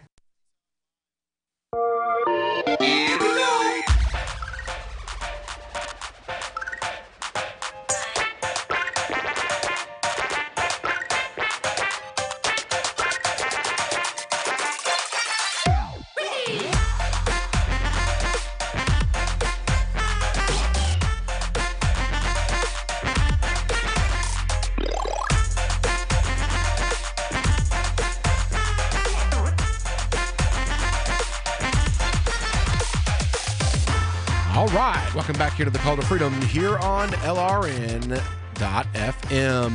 We're broadcasting live from the Zencash studio here in beautiful Keene, New Hampshire. And we've got Zencash on with us. We've got Rob Viglione from Zencash on with us today. We were talking about the news that's on any Zencash fans' lips today, the 51% attack that happened on the 2nd, the way they were able to quickly get out in front of it and fix the problem, how they're working right now on the possibility of something in the future that could prevent it from ever happening, not only to Zencash, but any other crypto in the future. And Aria was just asking a question about staking. Could you remind our audience, Aria, what the question was? Yeah, the article that I read regarding the hack suggested that ASIC resistance mining would be one way of circumventing 51% attacks, and also suggested, I think erroneously, that proof of stake was another measure that could be used to prevent them from happening. And I was wondering what someone much more knowledgeable about the utilities of proof of stake and proof of work, such as Rob, would say to a comment such as that. Yeah, so I could take a stab at that. I think it's actually a great question. And we would be irresponsible not to evaluate proof of stake as a possibility in the future. But just the security properties of proof of work seem to dominate as of right now. And there are questions where with proof of stake, if you acquire 51% of the stake, that's exactly identical to taking 51% of the hash rate. Or maybe it's even, I would leave it at that. So it's not a foolproof method. What I think is more interesting, and we're actually evaluating this, is kind of an alternating consensus mechanism. So one that actually exploits both proof of work and proof of stake is sort of a check. That's what Ethereum does, doesn't it? Where every 100 blocks, I think, is verified via proof of stake. Right. Yeah, exactly. So, and what we can do is actually use our secure node network and our future super node network as sort of an additional, randomized staking. Tell me about the future super node network. That sounds really fancy. Yeah, it is kind of fancy. So we're just relentlessly going down this road of trying to be censorship resistant. So we have to decentralize everything, and part of the decentralization is on our node network. So right now we have secure nodes, but we have server clusters that track and pay the secure nodes, and the server clusters themselves are sort of centralized. And we knew that. This was kind of a phased approach to decentralization. So the second step now is let's move the entire tracking and payment logic on chain instead of having these off-chain servers that are doing it. And the way that we do that, put it on chain, is by having these special or super nodes that now have higher staking requirements, higher computational requirements, hardware requirements. And now these super nodes are actually going to basically police the secure nodes. So it's kind of like in a casino where you've got the pit bosses, watching all the dealers. This would be like the super nodes would be like the pit bosses, or the eye in the sky. Interesting. I mean, that certainly has a lot of implications as far as accountability and things like that goes. I mean, it seems like we've discussed similar things in the past on the show. How would you verify the integrity of the people controlling these supernodes? Yeah, so the thing with cryptocurrency or blockchain technology is it doesn't matter the people themselves. As long as they're running a valid version of the software, then they qualify and they can connect to the network. And as soon as they deviate from the consensus rules of the software, then they're booted from the network. Gotcha. So it's sort of the same trust mechanism as cryptocurrency in general. Oh, absolutely. Yes, exactly. So, and one amazing thing that we're going to be doing with the super nodes, going beyond just kind of policing the secure nodes, is we're going to be running our sidechain architecture on, with the super nodes, with the super nodes acting as sort of delegates now to doing consensus on our sidechains. So this is the huge pivot that we're doing towards the end of the year. Is we're moving away from being a cryptocurrency towards being a platform. And we started inching in this direction with some of the apps that we're already building, like ZenHide, ZenChat, and so on, ZenPub. But really what we want to do is we want to aggressively build into the smart contracting space and start targeting a sort of platform approach like Ethereum, but what we think would be a much more secure and scalable way, because we're not actually doing the smart contracting in our main chain, which would slow down everything. We're doing it in side chains so that we can be massively scalable in the side chains, and then just kind of have the side chains be interoperable with the main chain. I have the original Zencash kitty. That's all I'm going to say. Exactly. But you'll be running that kitty on a side chain, so you're not slowing down the main chain. Right. You can get, and by the way, you can get your own original Zencash kitty t-shirt at Forkfest and Porkfest this year, where we will have them in the media room while we are broadcasting live from both events this year. So yeah, no, seriously, we have Zencash kitty t-shirts, and we'll have them available for. That's amazing. That really is amazing, because it's coinciding with us building out this platform now. That's kind of funny. I thought you were joking. It's like too perfect. I'm serious. I have 150 Zencash kitty stickers, and I have t-shirts and everything. It's like our whole Zencash promotion thing that we're doing at Porkfest this year is for a we know the lady who does Kawaii Crypto. It's a video game that's being designed for kids to teach them about cryptocurrency, and it has kawaii, like Hello Kitty type characters, the Japanese type characters, and we commissioned her to make a Zencash character for us, and it is a cat. It's a Zencash cat with the Zencash colors and the Zencash logo on its belly, like a Care Bear. This is perfect. And yeah, like they're already making the t-shirts now. I got the stickers a while ago. It's so awesome that it totally coincides with exactly what you guys are doing. Wow, nice. Yes. Oh. Anyway, so Aria, you're the queen of crypto here. I interrupted you. Sorry for slowing your roll there. If you did, I don't remember what the train of thought was. Well, I mean, ASIC resistance was mentioned by the article as well. Oh yes, please. Obviously, we talked me. about that a lot, and the fact that it's basically a marketing term now. Yeah. Except it's not, because there are people like Vertcoin who genuinely put in effort to keep their coins ASIC resistant. Yep. But yeah, I don't see the applicability of ASICs or non-ASICs as far as 51% attacks go. So do you? Here's the thing. If everyone in the world ran an ASIC, it would be the best case scenario. So ASICs themselves aren't bad. What's bad is if you have one stakeholder, like maybe Bitmain, that owns all of the ASICs before anyone else in the market knows that there's an ASIC, and then they're mining with it, and they have this huge asymmetric advantage, right? So it's all about concentration. If we get these things out to everyone, then ASICs are awesome. It increases the security of our network.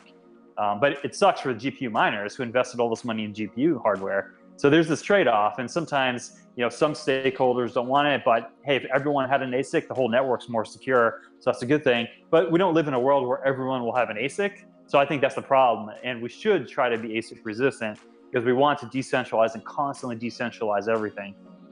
Very good, very good. And that's another reason why we're really happy to have Zencash as a part of our family, is the whole concept of decentralization and us being the only drive time voluntarist hosted radio show out there available.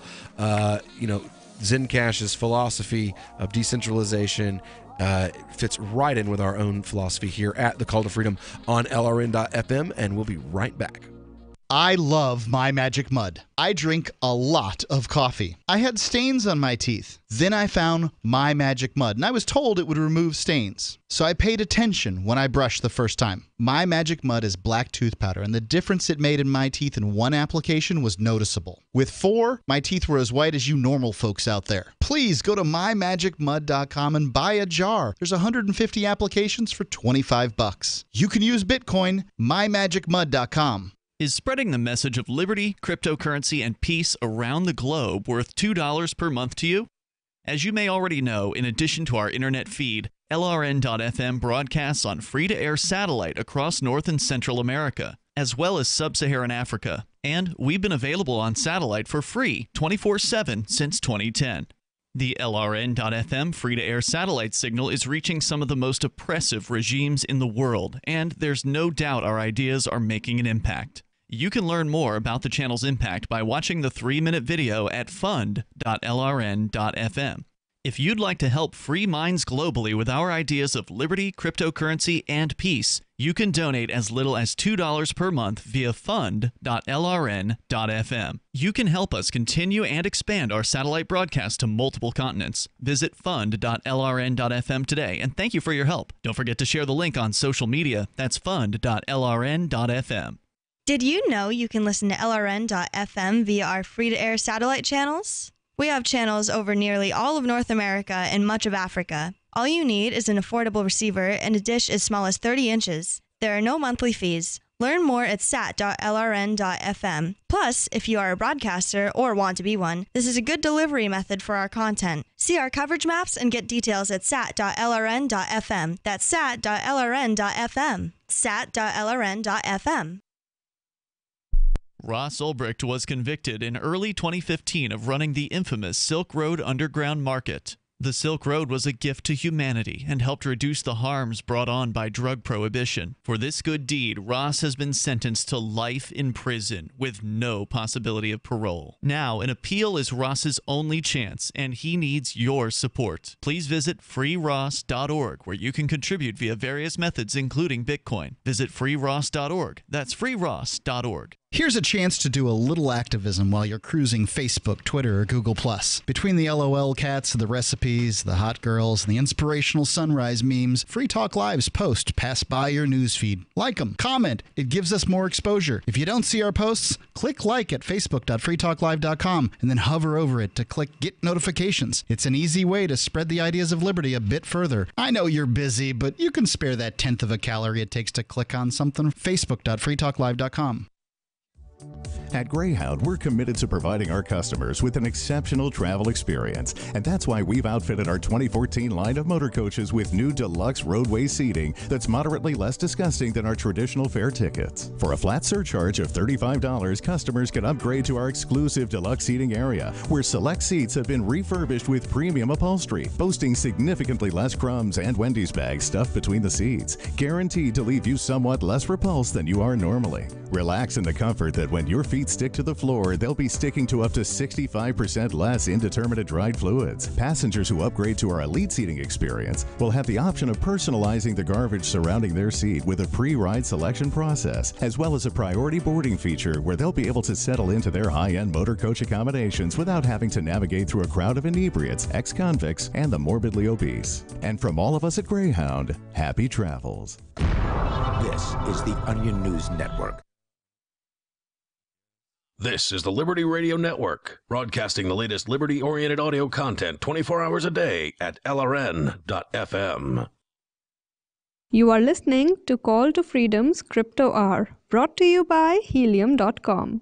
आप सुन रहे हैं स्वतंत्रता की पुकार के crypto our को, जिसके प्रस्तुत करता है Helium.com.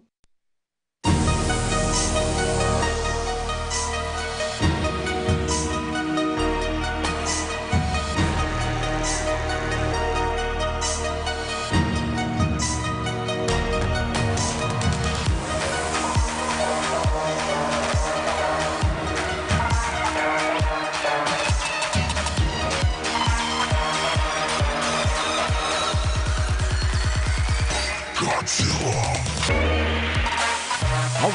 Welcome back here to the final segment of our Crypto Hour here on the Call to Freedom, here on LRN.FM. We've been talking to the president and co-founder of Zencash, the sponsor of the Zencash studio here. And we were talking about, the 51% attack that happened earlier with basically somebody was able to create malicious blocks that weren't real, so there weren't any, no new coins were created or anything. They figured out a way to fool exchanges into thinking that they were depositing coins that hadn't actually been deposited. And they got out. Yeah, so it wasn't even Zencash that was attacked technically. I mean, it was exchanges, and Zencash was just the network on which the attacks happened to take place. Yeah, but we have to take responsibility for the fact that it was our network. Oh yeah. Yeah. Which is something that, when you immediately jump out there and go, wait, it's still our fault. That gives consumers the feeling of like, oh, okay, so these people actually take responsibility for things and are worried about their consumer. That makes, at least makes me feel better. Now, well, yeah, that's how I feel too. Now, Aria, we're big fans of Zencash here. You gave them the first AA rating for cryptocurrencycheck.org. Why?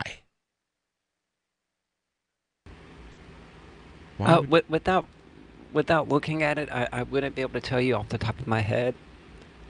But I remember that their philosophy and their principles lined up perfectly with ours, and that when we initially had them on the show, all we could say was, wow. Oh yeah, we had Rich Paul, who's pretty intelligent when it comes to coding. He was on with us for that one, and and we had Chris from Think Penguin on with us as well, and both of them were just like flabbergasted. Chris was looking for crypto today, and I was like, oh, what about some Zencash? And he was like, everybody loses, you win. So, we've got our security computer building guy here. He's like a super fan. We've got the coding guy here. He's a super fan. So, I mean, when you've got that many techies that are fans for different reasons, there's got to be something good about the tech. Why don't you tell us, are there any things about the new tech that are coming up that you can give us a little preview of, or is it all really close to the vest? Like hush hush, cloak and dagger kind of stuff, or no. I think so. What you're going to see over the next 6 months is we're continuing down this track of just hardcore infrastructure improvements, which is absolutely critical. And there's some really cool technology going into the infrastructure side, which is going to be really nice for the techies to see. The way that I look at it, though, is if all we care about is the technology, we're really missing the big point here. And the big point is we have to make this technology actually make people's lives tangibly better. So this is where you can see the direction that we're going with infrastructure and like building out the side chaining system, building out smart contracting, and this huge privacy focus for all of that stuff is we want to now focus on products. And the products that we want to focus on, and this is where we're pivoting now, is we want a product that makes someone's life better. And we want it to have 10 million users or more, and we don't want them to even care or know that it runs on a blockchain. And it's at that point that we're successful. So I think one thing this industry gets very wrong is, and I'm a scientist, I love the tech, but we can't build tech for techies. This is a completely wrong approach. We need to build awesome tech so that we have awesome products that come out of it. So this is where Zen's heading in the next 6 months or so. You're going to see some of the really cool stuff happening. You're going to see the infrastructure, kind of like our railway system, like the tracks are being laid right now. And we're going to have these locomotives charging on the tracks in the very near future in ways that I think will really push this industry forward. Because a lot of these projects for the last 10 years, they've only focused on the engineering. And the engineering has to be robust, and you have to do innovative stuff there. And you're going to see this like in our July hard fork that we're doing, the software upgrade. You're going to see this in the next upgrade. You're going to see this in our side chaining stuff. You're going to see this in our voting system at the end of the year. You're going to see this in our block DAG entire protocol rewrite, so that you can't call us a fork of a fork anymore at that point, because we're going to have a completely rewritten protocol that really pushes the tech frontier for the industry. So all this stuff, though, in my mind, is just to lay the groundwork so that we can build real products. Wow. Awesome. Amazing. So what are the real products that you want to build? So, I mean, the initial stuff that you can see, we care about censorship resistant and actually taking care of our users. So the products right now that I can talk about, are like Zen Hide, for instance, to be able to give people, private access to the network without fear of retribution by, say, a rogue government. A document, a file storage and publishing system so that people can actually communicate with people around the world and publish information without the fear of reprisal. Communication system, the R-Chat feature. But then going from there, once we open up the side chains and the smart contracting, we're looking at full businesses built on the chain. And this is where I think it gets really interesting from the utility perspective. And the types of businesses that I envision are, and I can't talk about specific ones yet, but think about things where privacy matters, and where you may not want to just, if your customers need extreme privacy, or like if they're dealing with very sensitive information, say like prescription drug information. Let me interrupt you 1 second, if you don't mind, to ask you a question. We've actually been talking about the problem with Craigslist and other sites having their classifieds taken down. Yeah. Mostly illegitimately, and we've loosely talked about the idea of using blockchain technology for that, and that sounds like the sort of privacy-focused thing that Zencash would be good to use to build that product.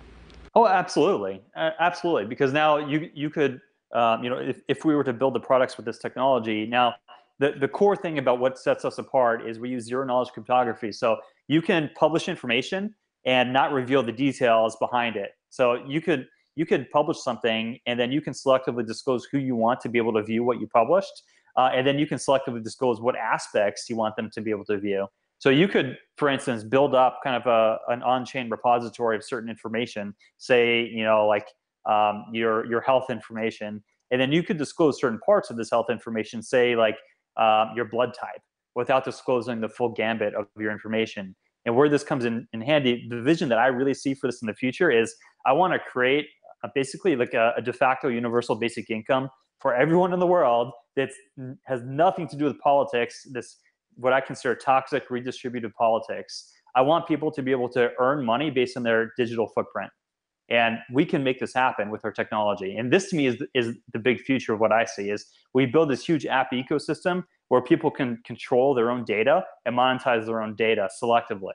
Choose exactly what they want to sell to maybe a company that's trying to target a market in, like Caracas, Venezuela, and they want to know how to go into this market. Well, they need some demographic data from that market. And now you can have our users choose to disclose certain parts of, certain bits of data that they want to sell, anonymize it first so there's no risk to the individual there, and then sell it. And imagine if everyone in the world could earn, a few $100s a month or a few $1,000s a month based purely on their digital footprint. Like, to me, what I want to do is I want to move this conversation away from politics and just use technology and entrepreneurship and just free enterprise to make people's lives better. Wow. Now we've had on today for the Crypto Hour, we've had Rob Viglione from Zencash on with us today. Now, if you want to know more about Zencash, you can go over to zencash.com. There's also links you can follow if you would like to purchase some Zencash.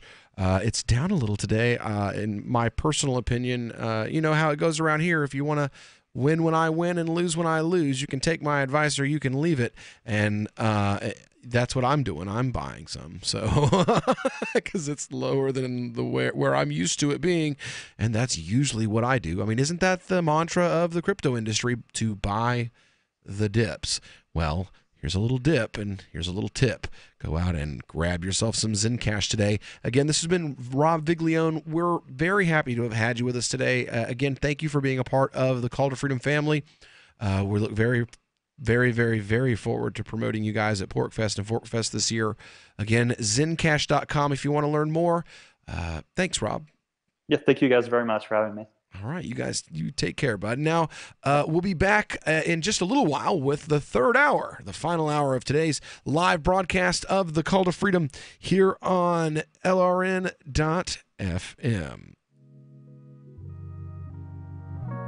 Since time began, tyrants have taken aim at personal liberties.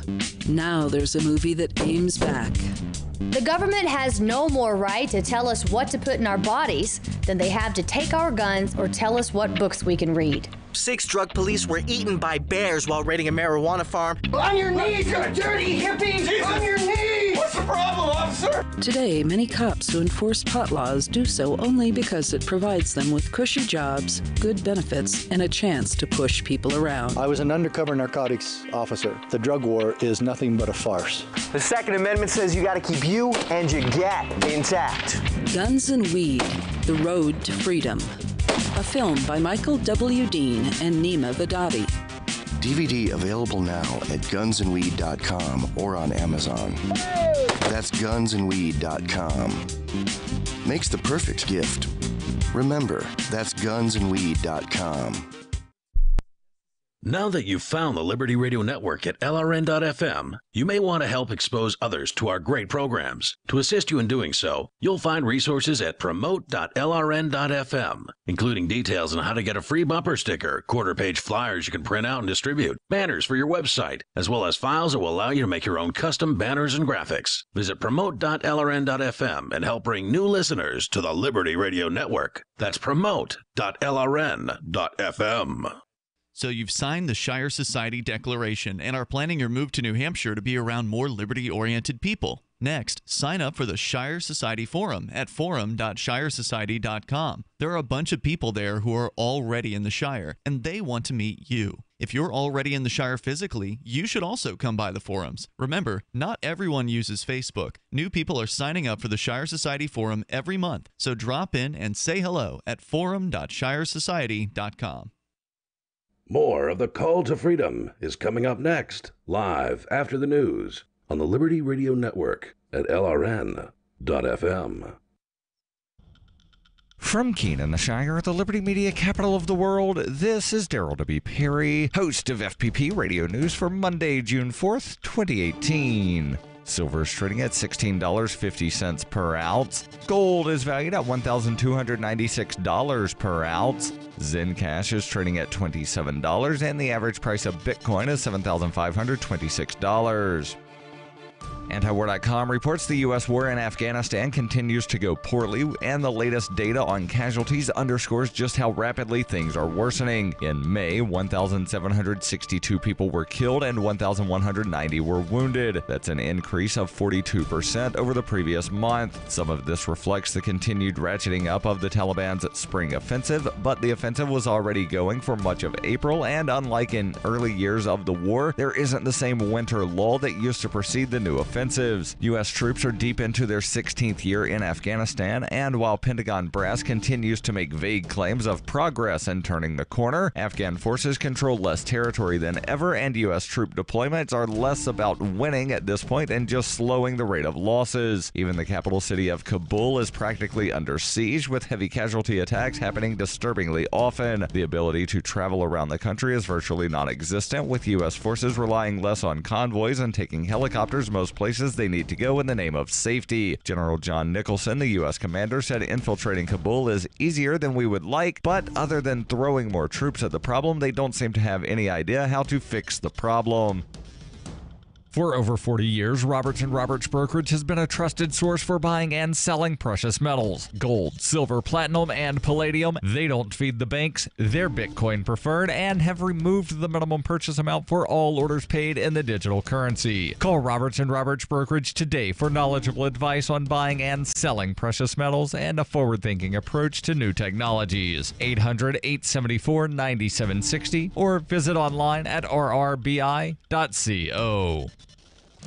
UPI reports fires in California, Colorado, and New Mexico continued to burn thousands of acres over the weekend. New Mexico's Ute fire grew to 31,930 acres on Sunday as forecast of strong thunderstorms in the area raised concerns about flash flooding on burn scars and the possibility of lightning strikes causing even more fires, according to the New Mexico State Forestry Division. A mandatory evacuation was ordered for residents of Ute Park on Saturday night. The community of Cimarron was also placed under mandatory evacuations as the blaze threatened 200 296 structures in the area. About 14 outbuildings were destroyed in the Philmont Scout Fire as a result of that fire. Firefighters conducted successful burn operations on Saturday and formed a dozer line around the Ute Park to protect the community from the fire. The Rocky Mountain Blue Team said Fire 416 in Colorado grew to 2,255 acres and was about 10% contained on Sunday. The team assumed command over the 416 fire early Sunday morning and planned to check for hotspots and reopen Highway 550. Firefighters in Colorado said forecasted storms could help dampen the fire, but warned increased winds and lightning could make battling the blaze more difficult and spark even new fires. Evacuations for 1,500 residents also remained in effect, according to the La Plata County government. Most evacuation orders for Laguna Beach were lifted Sunday as firefighters continued to combat brush fires. Are you looking for a cryptocurrency that has a focus on users and usability? Then look into Zencash. Zencash is the world's first private, distributed, and reliable platform for communications, transactions, and publishing. Zencash features global governance with inclusive decision-making, reliable funding for continuous improvements, and documentation and wallets in many languages that are available for Linux, Mac, Windows, and Android devices. Learn more at zencash.com. Reuters reports 3 people were airlifted to safety on Sunday morning as lava from Hawaii's Kilauea volcano threatened an isolated area where they had become trapped. The 2 men and a woman became the latest in a series of evacuations on Hawaii's Big Island, forced by the volcano, which has been erupting since May 3rd. On Saturday, National Guard troops, police, and firefighters ushered evacuees from homes on the eastern tip of the island hours before lava cut off road access to the area, according to officials. A stream of lava as wide as 3 football fields flowed over a highway near a junction at Kapoho, a seaside community rebuilt after a destructive eruption of Kilauea in 1960. Officials said about a dozen people remain in the area, but it is not clear whether they are in the neighborhoods that are immediately threatened by the lava. The Hawaii Volcano Observatory reported late on Saturday that lava had also destroyed a freshwater lake, boiling away all of the water. This has been FPP Radio News. Online at fppradio.com. From that romantic summer evening in 1924 when Pol Pot was conceived, to the first time someone figured out how to eat a pineapple without ripping their mouth to shreds. This week in history, 1692, 5 citizens were executed after being convicted during the Salem witch trials. All while dozens of witches, warlocks, and sorcerers stood by and watched the wrongly accused take the rap for them, while the perfectly normal humans charged with witchcraft were publicly hung and dragged to their unmarked graves. The numerous Salem citizens that did spend their evenings casting spells and awakening the dead merely lowered their heads as their friends and neighbors were burned at the stake. Historical records have indicated that as many as 35% of the people in Salem were actually witches and warlocks. In fact, the executioner himself was a well-known necromancer who, after hanging the wrongly accused witches, reanimated their dead bodies and apologized before casting them into the eternal fires of hell. This is the Onion News Network. You are listening to the Call to Freedom on LRN.FM. Unasikiliza wito wa uhuru katika LRN.FM.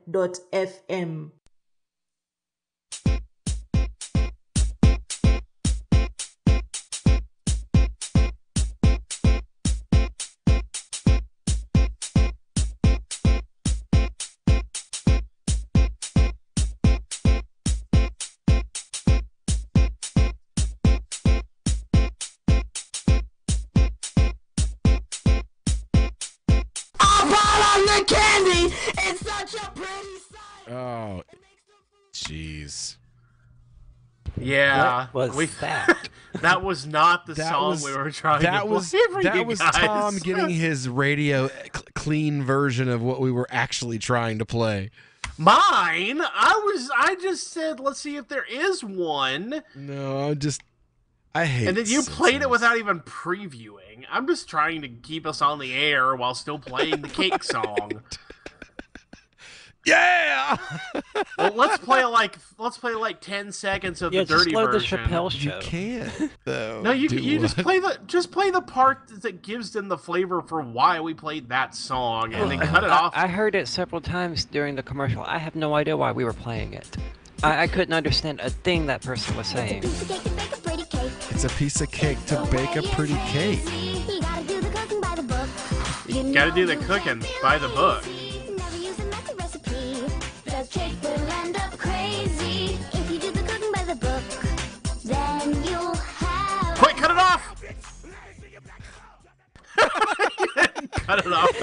No, I did. It didn't make it to the MFer. Everything else is totally straight. The problem is everything else other than the seconds of it. Just before he's suddenly like, there's this dude yelling. Everything else is totally straight, which is Bake the damn that's cake, actually right? that's actually not appropriate for the story we're about to talk about, because not everything in this story was straight, and that was part of the problem. Well, now everybody remembers this absolutely horribly embarrassing exchange in the Libertarian Party's presidential debate on Stossel back in 2016. Johnson has stated that he believes that bakers should be forced to bake wedding cakes for people that they disagree with, homosexual couples. And this is a big problem because we're running for president as a libertarian. Quoting you?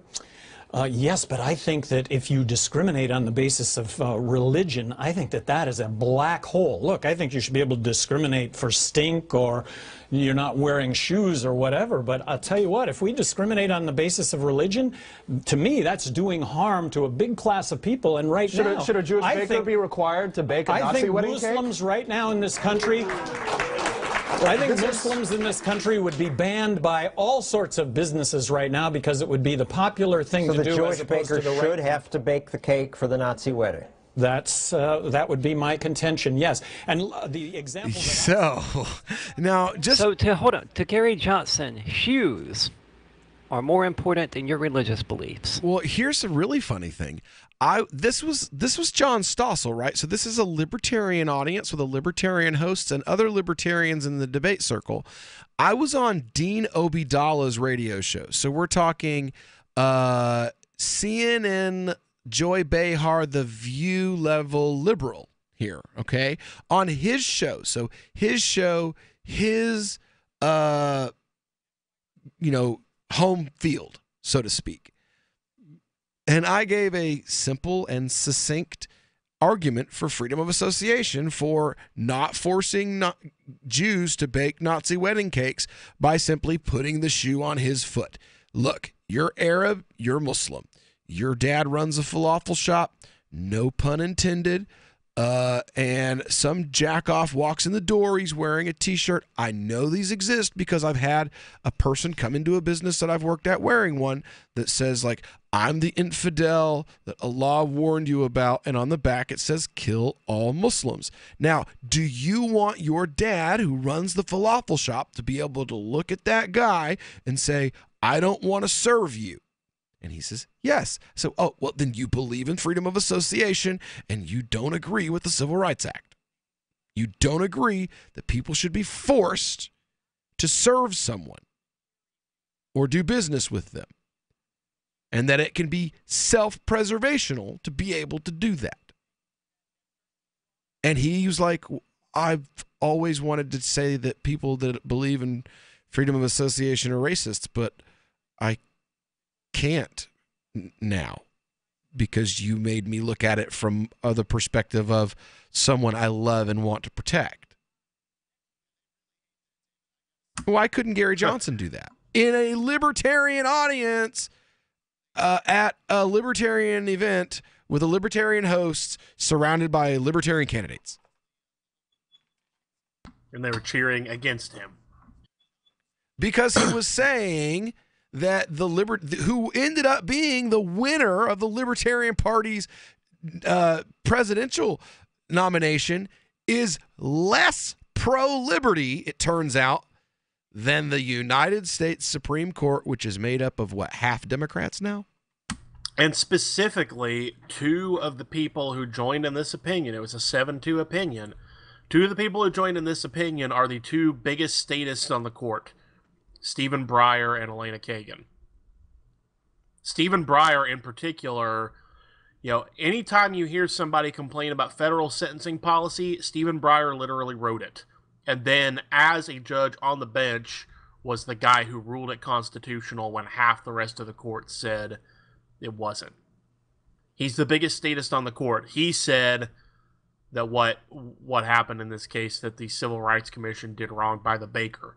Now we're going to get kind of close to the break here. I want to make sure that we have enough time for me to actually tell people what the Supreme Court really did rule.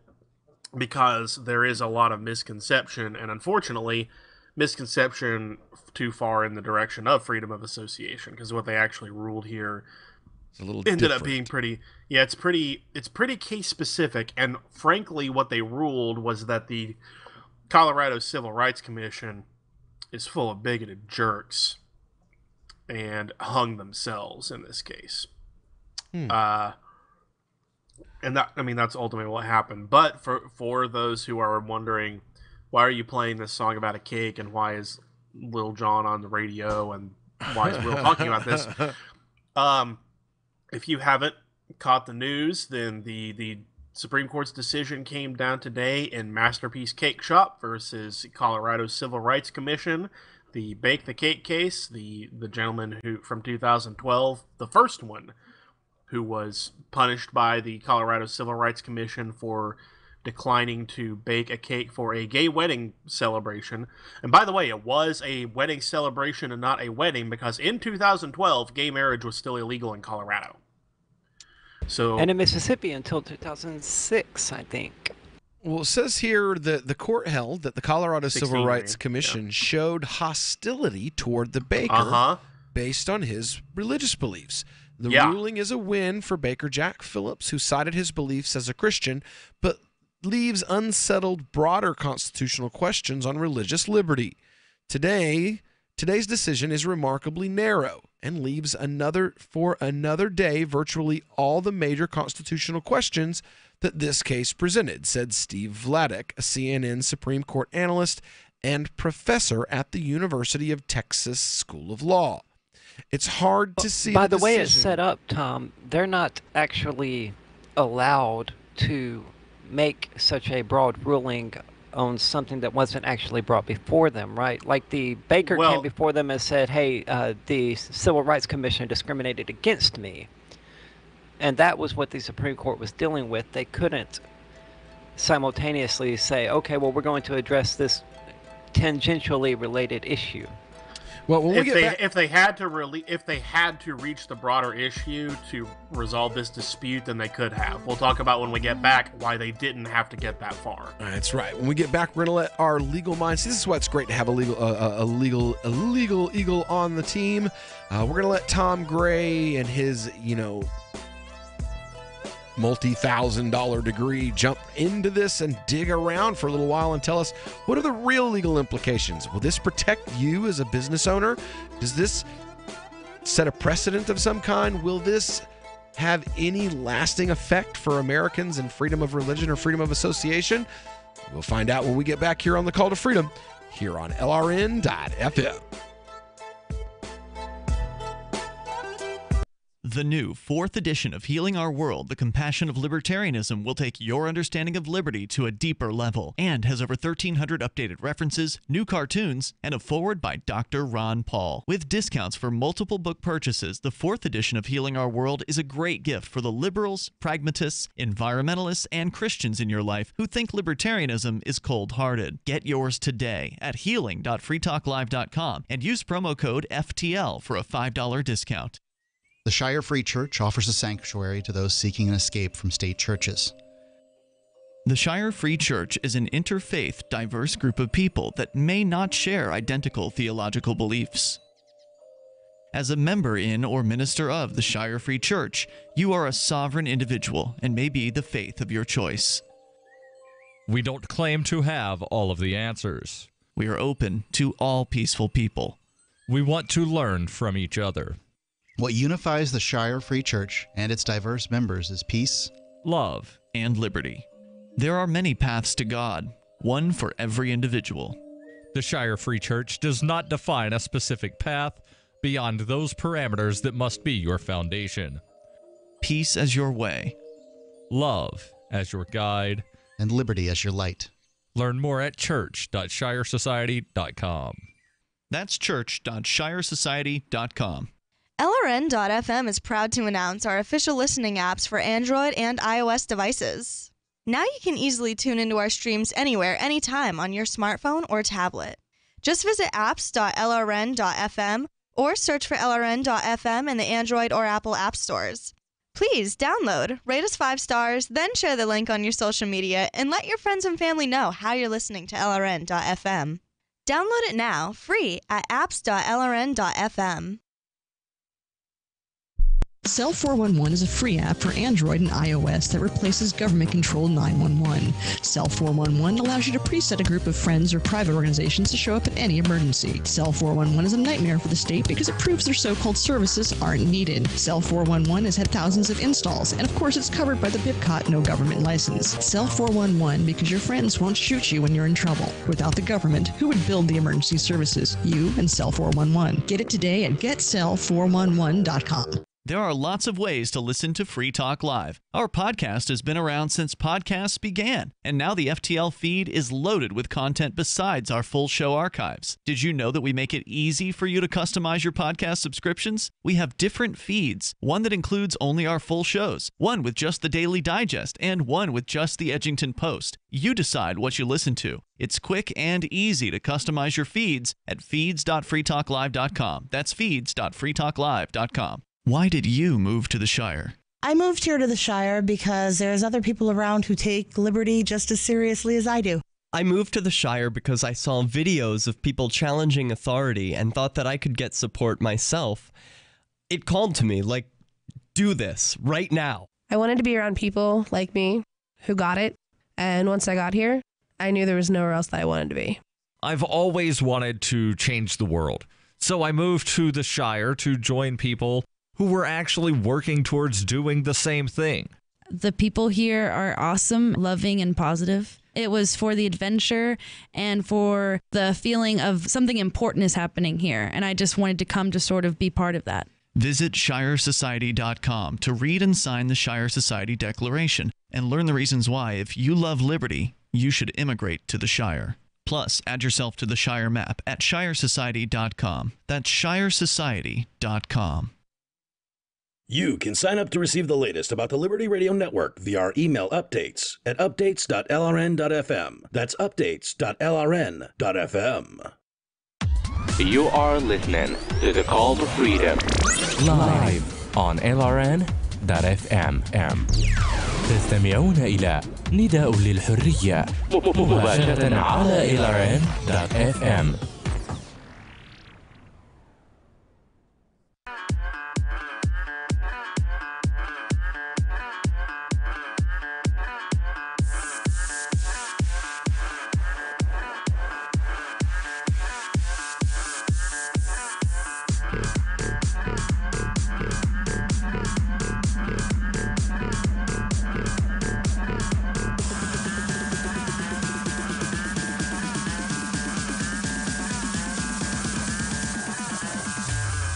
All right, welcome back here to the Call to Freedom here on LRN.FM. Broadcasting live from the Zencash studio here in beautiful Keene, New Hampshire. And we've been talking about, well, Bake the Cake. That's right. Bake the Cake is back in the news. 2 years later, the Supreme Court has finally made a decision. And that decision is that, well, you don't have to bake the damn cake. Or at least this guy doesn't have to bake the cake. Now, the complaint is that it's a particularly narrow ruling. It was written by Justice Anthony Kennedy, and it held that members of the Colorado Civil Rights Commission showed an animus toward Phillips, specifically when they suggested his claims of religious freedom were made to justify discrimination. The case was one of the most anticipated rulings on the terms and was considered by some a follow-up to the court's decision 3 years ago to clear the way for same-sex marriage nationwide. That opinion, also written by Kennedy, expressed respect for those with religious objections to gay marriage. Quote, "Our society has come to the recognition that gay persons and gay couples cannot be treated as social outcasts or as inferior in dignity and worth." Alliance Defending Freedom senior counselor Kristen Wagner, who represented Phillips, praised the ruling. "Jack serves all customers. He simply declines to express messages on or celebrate events that violate his deeply held beliefs," Wagner said in a statement. "Creative professionals who serve all people should be free to create art consistent with their convictions without the threat of government punishment. You know what? I totally agree with that. If you're a tattoo artist and some jackoff comes in and he's like, could you put a Nazi flag on my back? You should be able to be like, no. And I don't care if you're a Jew or you're not. If you're just a person and you don't want similar things have happened. For real. Some jerk went into a tattoo shop and he wanted, for God knows what reason, to get blackface permanently tattooed on him. And the tattoo guy said, no, I'm not doing that. You wear blackface for 1 day and then come back and tell me you still want it done and I'll do it then. But the right to refuse service, I mean, it's, again, and this actually came up. This actually came up in this case. And normally, in fact, I may have said this on this show, but while this case was pending, there were a bunch of smart alecks who went to Colorado and started going around to bakers and trying to get them to print stuff on cakes with anti-gay messages, stuff disparaging gays. And every one of those people was turned down. Three of them took it before the Civil Rights Commission, and all 3 times the Civil Rights Commission in Colorado, again, while this case was pending before the courts, said it's perfectly all right to refuse service based upon the disparaging message. And normally, which totally gives the impression of a bias. Exactly, and the Supreme Court actually agreed with this. Normally, when people do that sort of stunty stuff, I'm like, what good do you think that's going to do? In this case, it swung the Supreme Court. And they actually said, as noted, on at least 3 other occasions, the Civil Rights Division considered the refusal of bakers to create cakes with images that convey disapproval of same-sex marriages along with religious text. Each time, the division found that the baker acted lawfully in refusing service.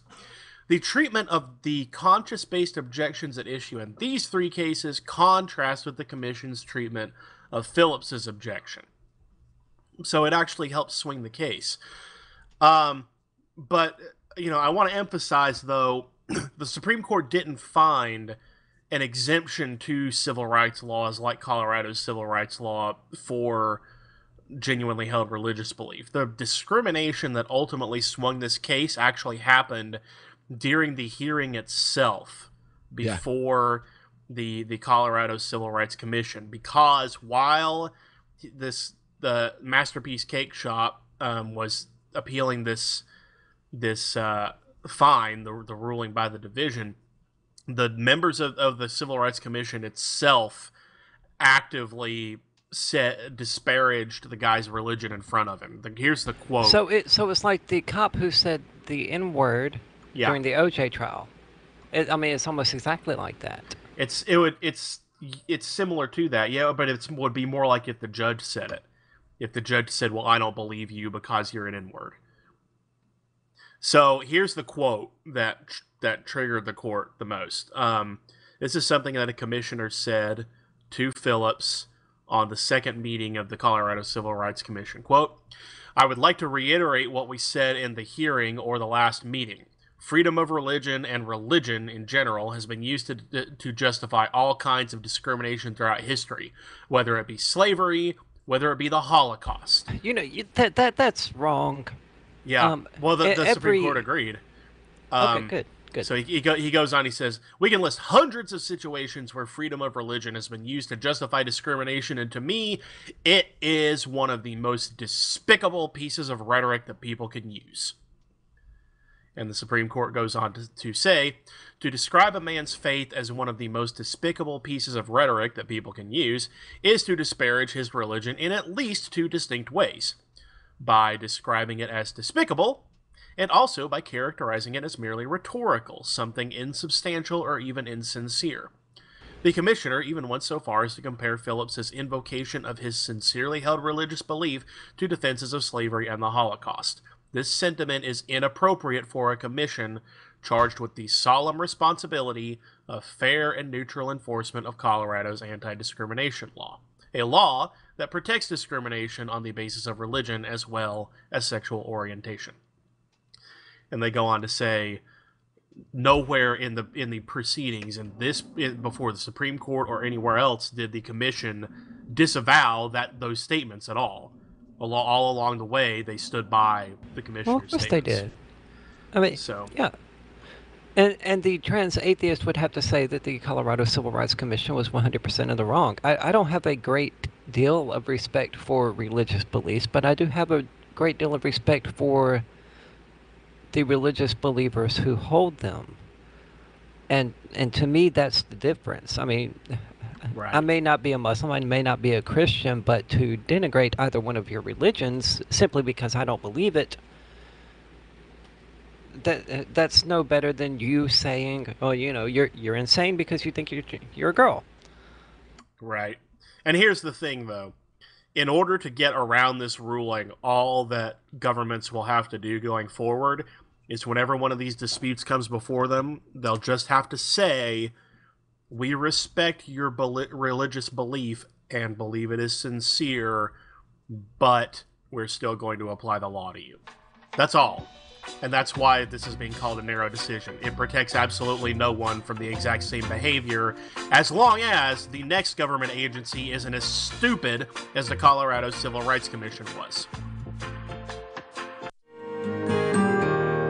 So the protection of life, liberty, and property is what the Free State Project is all about. But it's an effort to move 20,000 people who understand. It's about demonstrating to the entire country that, yeah, we can have a free market, a truly free market. Making it just a freer, great place to live. It's the world's largest voluntarist libertarian community, and it's only getting bigger. That's amazing, to be able to move to a place where other people passionately believe in being free and independent. What the Free State Project is managing to do, though, is to put their money where their mouth is. It's physically getting up across the country and saying, let's go someplace and let's demonstrate the power of these ideas. There's a lot of kind of philosophy that surrounds liberty. There's a lot of thinking about it and talking about it. But here in New Hampshire, people are doing it. 101 Reasons Liberty Lives in New Hampshire, a documentary by Free State Project Early Movers. Watch it free at 101reasonsfilm.com. 101reasonsfilm.com. We've all heard about blockchain assets like Dogecoin, Ether, and Ripple. Bitcoin isn't the only player in the blockchain game any longer. And for those of us wondering how to get our hands on these digital assets, finally, there's a solution. Shapeshift.io allows you to buy and sell between your digital assets and Bitcoin instantly between your own digital wallets. I've used it with ease. Shapeshift.io. There's no account or email address needed. You send them the crypto you want to sell. They send back the crypto you want to buy. It's that easy. Shapeshift.io. There is no such thing as attention span, according to Jerry Seinfeld, who figures that people have an infinite attention span if you are entertaining them. Hey, he's kept us from channel surfing for several decades, and now he's making more millions as a Las Vegas headliner. With money and attention so scarce now, effective communication skills have never been more important, especially if you're looking for work. So choose every single word as though it was the last word the person you're speaking to will hear. Otherwise, it might be. Avoid redundancies such as added bonus, advance warning, end result, prior history, or personal belongings. And avoid cliches like the plague. Just kidding. For more tips, hit survivalspeech.com. I'm Holland Cook. LRN.FM now has a Discord. Discord is a free text and voice chat platform, and we now have our own server with a bunch of channels at discord.lrn.fm. You can join other listeners as they chat about various things during our live shows, or anytime, day or night. Discord software is available cross-platform, so you can have it on whatever device you want and take your chats anywhere. Join our Discord at discord.lrn.fm. That's discord.lrn.fm. Catch the Call to Freedom at its new time, weekdays from 4 to 7 p.m. The Call to Freedom is the only live drive-home call-in show in the U.S. with a segment devoted to cryptocurrencies. Crypto Hour, brought to you by Helium.com, live from Vertcoin Studios in New Hampshire. Learn about what makes cryptocurrencies so great and why you should care about them. Updates on new coins and ICOs, and warnings of scams. Plus, hear from traders, whales, developers, and big names in the crypto world. You can also win crypto coins or tokens every episode. Just listen for the faucet sound and be the 5th caller to get free Dash, Litecoin, Vertcoin, Verge, or other cryptocurrencies. The Call to Freedom with Will and Aria, featuring Crypto Hour. Broadcast internationally through our BitPlus network satellite. Weekdays from 4 to 7 p.m. on LRN FM. What's up next? Visit the Liberty Radio Network program guide to find out at shows.lrn.fm. That's shows.lrn.fm. This is Angel Clark, and you're listening to The Call to Freedom on LRN.fm.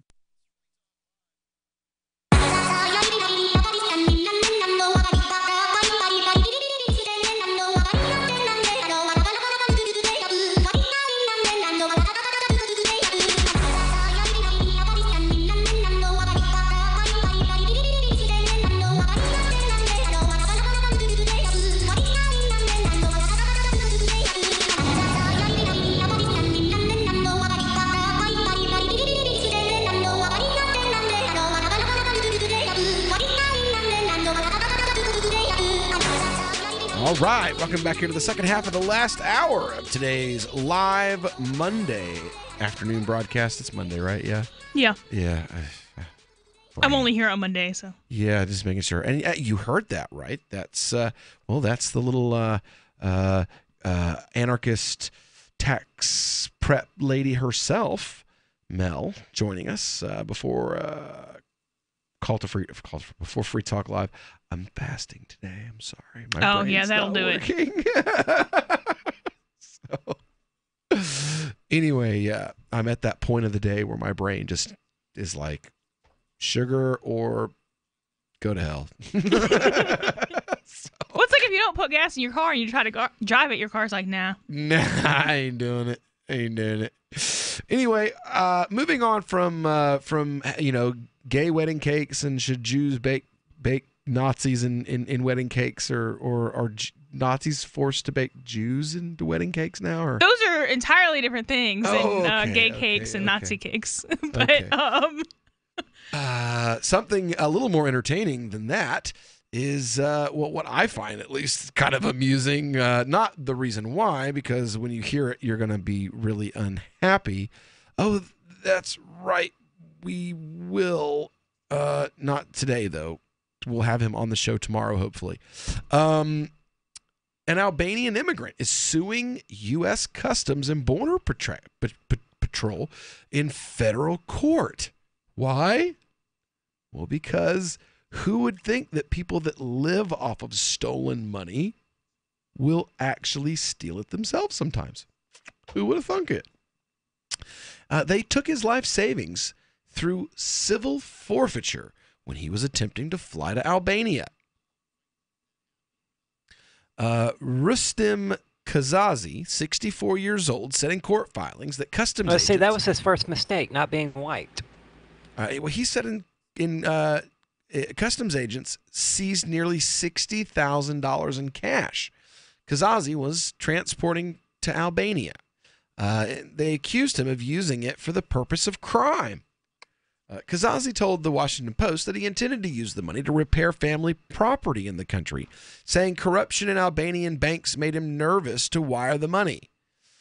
CPB officials told the Post that the money was, quote, artfully concealed, and that Kazazi's luggage bore evidence of multiple ATM withdrawals to avoid reporting requirements. Pursuant to an administrative search of Mr. Kazazi and his bags, TSA agents discovered artfully concealed U.S. currency. Mr. Kazazi provided inconsistent statements regarding the currency and had no verifiable source of income and possessed evidence of structuring activity, according to the agency's statements. Kazazi denied all of that, by the way, is one big quote from the agency.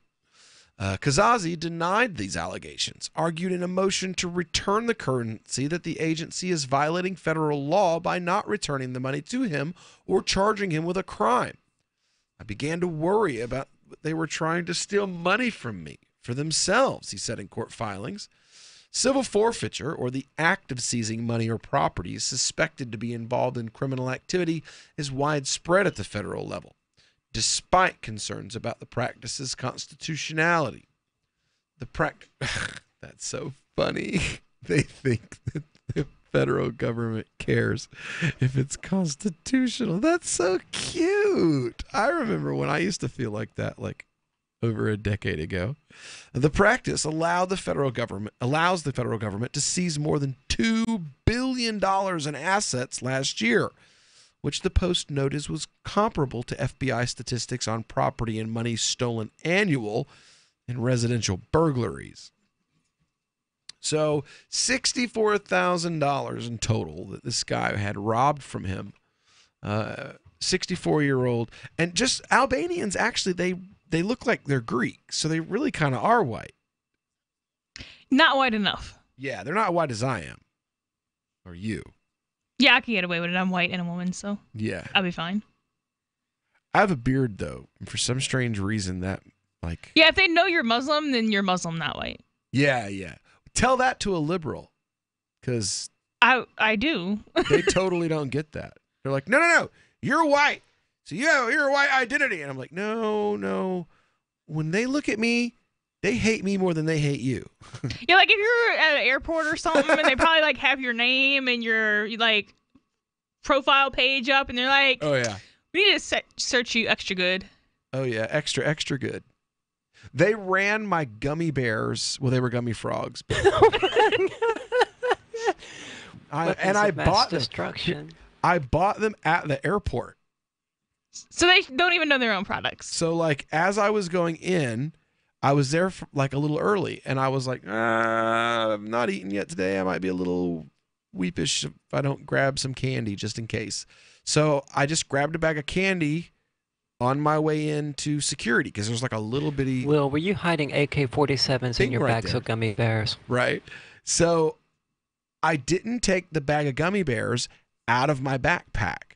So they flagged my bag for the package of gummy bears and pulled the package out and rubbed it down with this machine to make sure that it wasn't a bomb. Giggity. And then made me let them. Then they rubbed my hands with these like things. That little stick with the ball on the end of it. To make sure that I hadn't been building a bomb. Gummy bears aren't liquid though, pants. so they shouldn't be extra searched. This is when I went to the GOP event, like last month. They seriously. Why are we just now hearing about these evil gummy bears? Because it didn't even, like it was comical to me at the time, but I never really gave it a second thought until we were sitting here talking about this, and I was like, I mean, if Will gets in and out of an airport without getting arrested, then there's really nothing to talk about. Considering what usually happens when he walks into an airport. Yeah. Come on, Tom. I've only been carried out of an airport by security once. That's one Give more me time credit. than most of Thank you us. very much. And it was McGee Tyson Airport, so it's not like they had to carry me that far. Well, yeah. If it had been any bigger of an airport, they would have carried you out in a bag. They probably would have literally actually taken me to jail. You've not heard the story, Mel. No. When my mother-in-law, we first moved to Tennessee. My wife and my kids don't fly because I'm a psychotic lunatic. And do things. Well, I mean, it's like, going to be hard watching strangers fill up your little girl. So without any consequences or fear of reprisal whatsoever. So my mother-in-law is going to fly from Tennessee to San Francisco, and she wears a headscarf, and her luggage has all these big stickers all over it that are like, I'm an old woman. I have a brain tumor. If I fall, call this number. If I pass out, call this number. That kind of thing, And so she's literally like, she can't really, the brain tumor affects her ability, her motor skills with her hands. She really can't use her hands that well. So she's going through, and they want to take her in the other room for an enhanced whatever. And like, we're standing over like at the end where all the security tapes are and everything, right? And we're like, bye, Mom. We love you. Assalamu alaikum. Have a nice flight.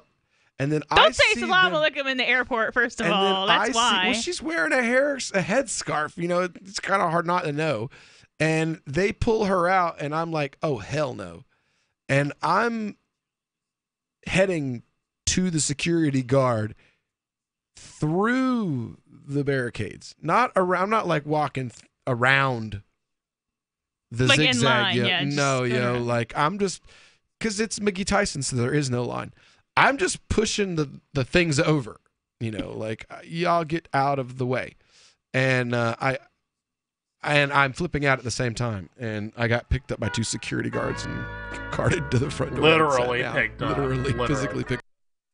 When you hear the word lobbyist, you probably think about greedy corporations, but not all lobbyists are the same. Some are fighting for the freedoms you hold dear. Liberty Lobby LLC is doing just that in New Hampshire, working hard to represent you, not some special interest group. You can help by going to libertylobby.info, where your contribution will give us the tools we need to ensure that your voice is heard. Visit libertylobby.info today to find out more. Is spreading the message of liberty, cryptocurrency, and peace around the globe worth $2 per month to you? As you may already know, in addition to our internet feed, LRN.FM broadcasts on free-to-air satellite across North and Central America, as well as Sub-Saharan Africa. And we've been available on satellite for free 24/7 since 2010.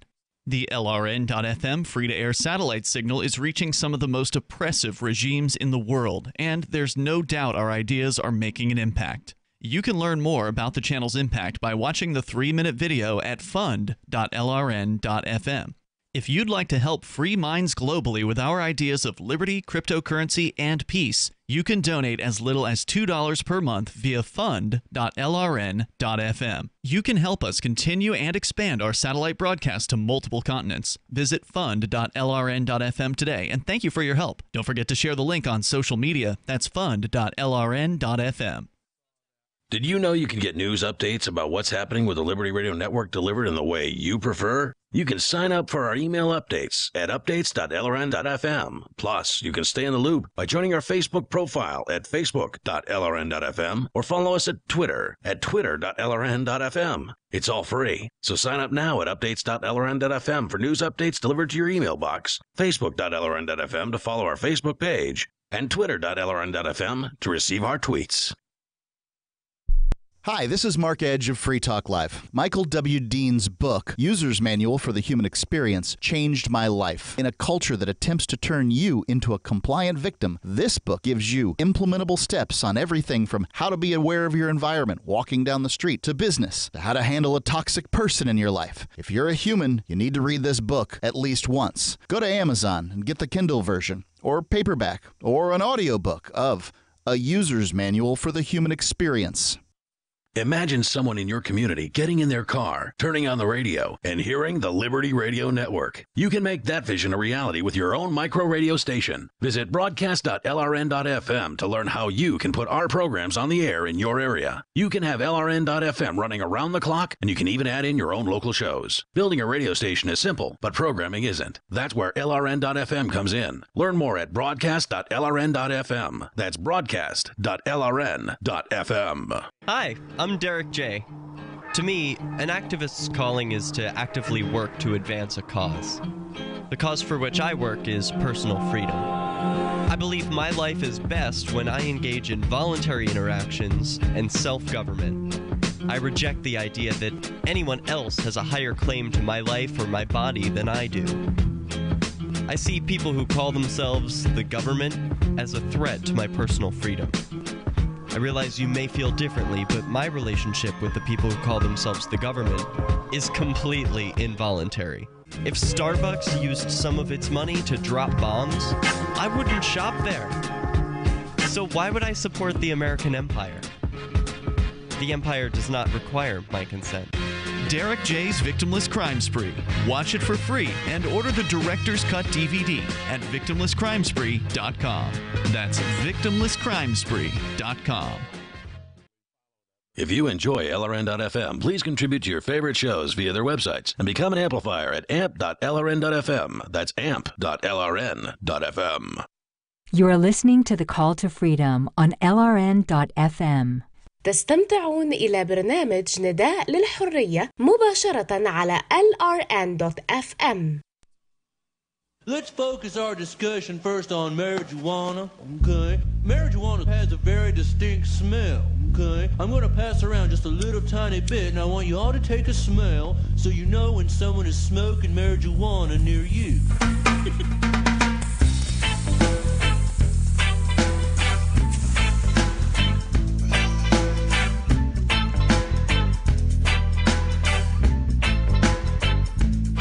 All right, welcome back here to the final segment of this Monday afternoon live broadcast of the Call to Freedom here on LRN.FM. Now, as we've told you many times before, these days it is nearly impossible to keep your communication secured from the prying eyes of the government. See, there's so many tools in the government's toolbox that they can use to come after you. They can subpoena companies and their servers to get the private information that you've given to them, and then they have to share it with the feds. Or, as we've seen in some countries, they can shut down servers which prevent you from being able to communicate altogether. That's where CryptVisor comes in. It's a decentralized communications platform hosted on the blockchain. You see, there is no personal information that CryptVisor keeps. There's no IP addresses, email addresses, phone numbers, names, nothing. So if John Law comes around with a piece of paper talking about give me all your info, CryptVisor doesn't have any to give. And unless your government has the ability to shut down the internet altogether, they will not be shutting down your ability to communicate, because CryptVisor is on the blockchain, which means thousands of nodes all over the world. So going over right now, they've got their full rollout completely ready. It's free through August. CryptVisor.network. Again, that you can check out their new advanced security features, the full rollout, and the CVPay crypto wallet, all for free through August. Again, that's CryptVisor.network, your home for advanced secured communication. So, as always, it's the last segment of the show, and that means it's time for our cannabis news. Now, I originally thought about, I'm going to save that for a little later in the week. There's a camping expose, with ForkFest and PorkFest coming up, but I'm always big on what's going on in business and how law is affecting business in the cannabis industry. And from Leafly, we have on Legal Main Street, USA, old fears are slowing cannabis progress. And Everett, Washington is a mid-sized industrial city just north of Seattle. It's the county seat of northern Washington's Snohomish County and home to Boeing's largest factory, which drives its local economy. Politically, it leans working-class conservative. Glenn Beck grew up nearby, and Trump saw it as a superior location to Seattle to host one of his infamous campaign rallies. Yet Everett has happily supported 5 legal cannabis stores since legalization took effect in 2014. Cannabis is, according to most polls, no longer a strictly progressive issue. Republican leaders have become some of the legalization's staunchest advocates nowadays, and people from all points on the political spectrum perform it. On paper, Everett looks like the perfect illustration of this phenomenon. It's a working-class conservative community whose largest pot store regularly clears $700,000 a month in sales. But in practice, Everett's cannabis policy reveals the legalization problems that aren't quite as bipartisan darling that it might appear to be. In 2015, the state legislature passed Senate Bill 5052, dubbed the Cannabis Patient Protection Act. It shuttered the state's medical marijuana industry, replacing it with an expansion of retail licenses under the recreational system. Stores interested in catering to patients could apply for a special medical marijuana endorsement. Afterward, regulators at the Washington State Liquor and Cannabis Board allotted 5 new licenses to Everett. The city council, however, voted to opt out, issuing a moratorium on any new cannabis stores. That ordinance, including a commitment to revisit the issue before June 1st, 2018, that ordinance included a commitment to revisit the issue before Well, just a couple days ago. Recently, the city's planning commission did just that, recommending the city lift the moratorium and allow 10 stores as approved by the LCB.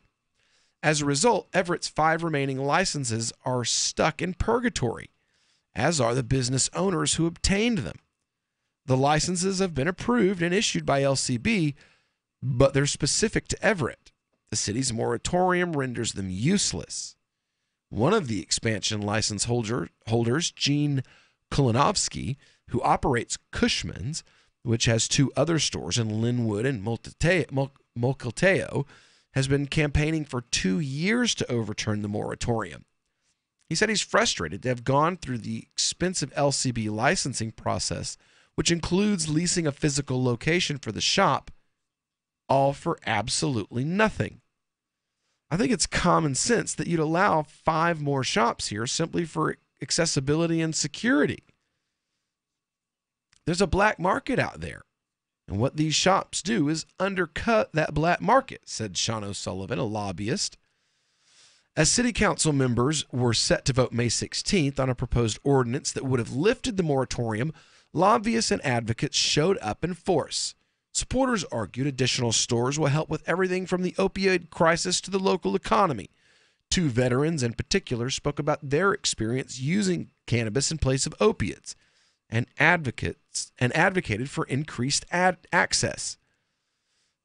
So basically what we're seeing here is that even though that we're seeing efforts to legalize at the state level, you're still seeing local municipalities taking these state laws and using the amendments that are included in them to keep medical cannabis or legal, at least the sale of it, out of their town. Well, yeah, because it was never legalized, it was regulated, and those are 2 totally different things. I mean, a license to operate a weed shop legally, that's pretty valuable, and the state is not going to just give that away. They're going to either give it to their brother-in-law or they're going to auction it off. Well, they're saying here that the guy did everything that's necessary to buy the new license. It's been approved, but now the city itself, because of the way the law works, you have to get approved in that city. You have to rent property in that city to even be considered for the license. So you got to shell out all this money. You renovate the building, create a store there, and then the city between that point and the time your license gets approved says, you know what? No more pot shops. But you're still paying the taxes. Well, he just didn't pay enough. Like he didn't. Right. See, it's like car lots. There's not just like a price where you can be like, okay, this is the price, so I want to pay it or not. All the price is a secret. So you got to just like keep paying money until they give you the products. Yeah. And hope you don't run out of money between. They didn't grease the right palms. See, they went to the state and they bought the license. So that was greasing the right palm there. But nobody went to the local city councilman and were like, so, hey, does your campaign need a donation? I'm sure a $5,000 campaign contribution to each city councilman's upcoming re-election would have fit the bill. But, he wasn't smart enough to grease all the palms. He only went to the big palm and was like, I'll give you the money. That should take care of everyone. And then local people who are the people you actually have to deal with on a daily basis, they're like, well, we don't get a cut of that. What are you talking about? For real. Exactly. They're supposed to. But they all know that they're not getting any of that money. They're not stupid. We are, because we keep voting for them. The Colorado voters are stupid. Washington voters are stupid. They're the ones who voted the law in and thought that this wouldn't happen. There wouldn't be these reverberating unintended consequences. I went to Colorado like 2 years ago, and I stayed at a house. And in the neighborhood or the little township where that house is, you can only buy marijuana with a medical license, right? If you travel 6 miles, you can buy cannabis recreationally, but only until 6:45 p.m. And then you have to leave. The business has to be shut and locked by 7. But if you drive another 10 minutes down the road, you can buy it till 11 p.m. Yeah, I mean, we're far away from legalization. This is just hyper regulation at this legal. point. Yeah. It's quote unquote legal. Anyway, when we get back tomorrow, we'll have more crypto news. I'm sure somebody in government will do something stupid between now and then. Libertarian drama. Who knows what it could be? We're going to try to have Brian Ellison on tomorrow. He was arrested for protesting in a public street at a public event. Who would have thought? But don't go anywhere. Free Talk Live's coming up next. Thanks, guys. You have a good night. Free Press Publications is an independent, alternative media and publishing company founded in June 2009 with the mission of ensuring a free press for the freedom movement and is committed to spreading the message of peace, freedom, love, and liberty. FPP also gives new authors an avenue for publishing freedom-oriented material. FPP brings you daily news and commentary on the website fpp.cc, as well as a daily 5-minute newscast, FPP Radio News, and weekly news, views, and commentary in the FPP Freedom Minute and Peace, Love, Liberty Radio at fppradio.com, and the monthly newspaper FPP News at news.fpp.cc. Find FPP online at fpp.cc. That's fpp.cc, as in Creative Commons. The 3 most important things you can do for LRN.FM are: 1. Let your friends know you're listening to LRN.FM on your social networking profile. 2. Buy the things you buy online through shop.lrn.fm. 3. Give $5 a month to the AMP program at amp.lrn.fm. It's my firm belief that the AMP program is the best use of your charitable dollar among liberty-oriented groups. Support all your favorite organizations, but make sure you give $5 a month to the AMP program at amp.lrn.fm. Are you tired of your taxes funding endless occupations around the world? Antiwar.com is run by people who understand that wars abroad become wars at home, wars on our freedoms. Antiwar.com is dedicated to bringing you the latest in news, views, interviews, and reviews from the top movers and shakers in the anti-occupation movement. Antiwar.com has it all, from thorough foreign policy analysis to interviews with whistleblowers who used to run the military-industrial complex. Anti-war, pro-free market. That's antiwar.com. You're 6 minutes away from a live episode of Free Talk Live, brought to you by freekeen.com. Listen live at freetalklive.com. From Keene in the Shire, the Liberty Media capital of the world, this is Daryl W. Perry, host of FPP Radio News for Monday, June 4th, 2018. Silver is trading at $16.50 per ounce. Gold is valued at $1,296 per ounce. Zencash is trading at $27, and the average price of Bitcoin is $7,526. Antiwar.com reports the U.S. war in Afghanistan continues to go poorly, and the latest data on casualties underscores just how rapidly things are worsening. In May, 1,762 people were killed and 1,190 were wounded. That's an increase of 42% over the previous month. Some of this reflects the continued ratcheting up of the Taliban's spring offensive, but the offensive was already going for much of April, and unlike in early years of the war, there isn't the same winter lull that used to precede the new offensives. U.S. troops are deep into their 16th year in Afghanistan, and while Pentagon brass continues to make vague claims of progress and turning the corner, Afghan forces control less territory than ever, and U.S. troop deployments are less about winning at this point and just slowing the rate of losses. Even the capital city of Kabul is practically under siege, with heavy casualty attacks happening disturbingly often. The ability to travel around the country is virtually non-existent, with U.S. forces relying less on convoys and taking helicopters most places they need to go in the name of safety. General John Nicholson, the U.S. commander, said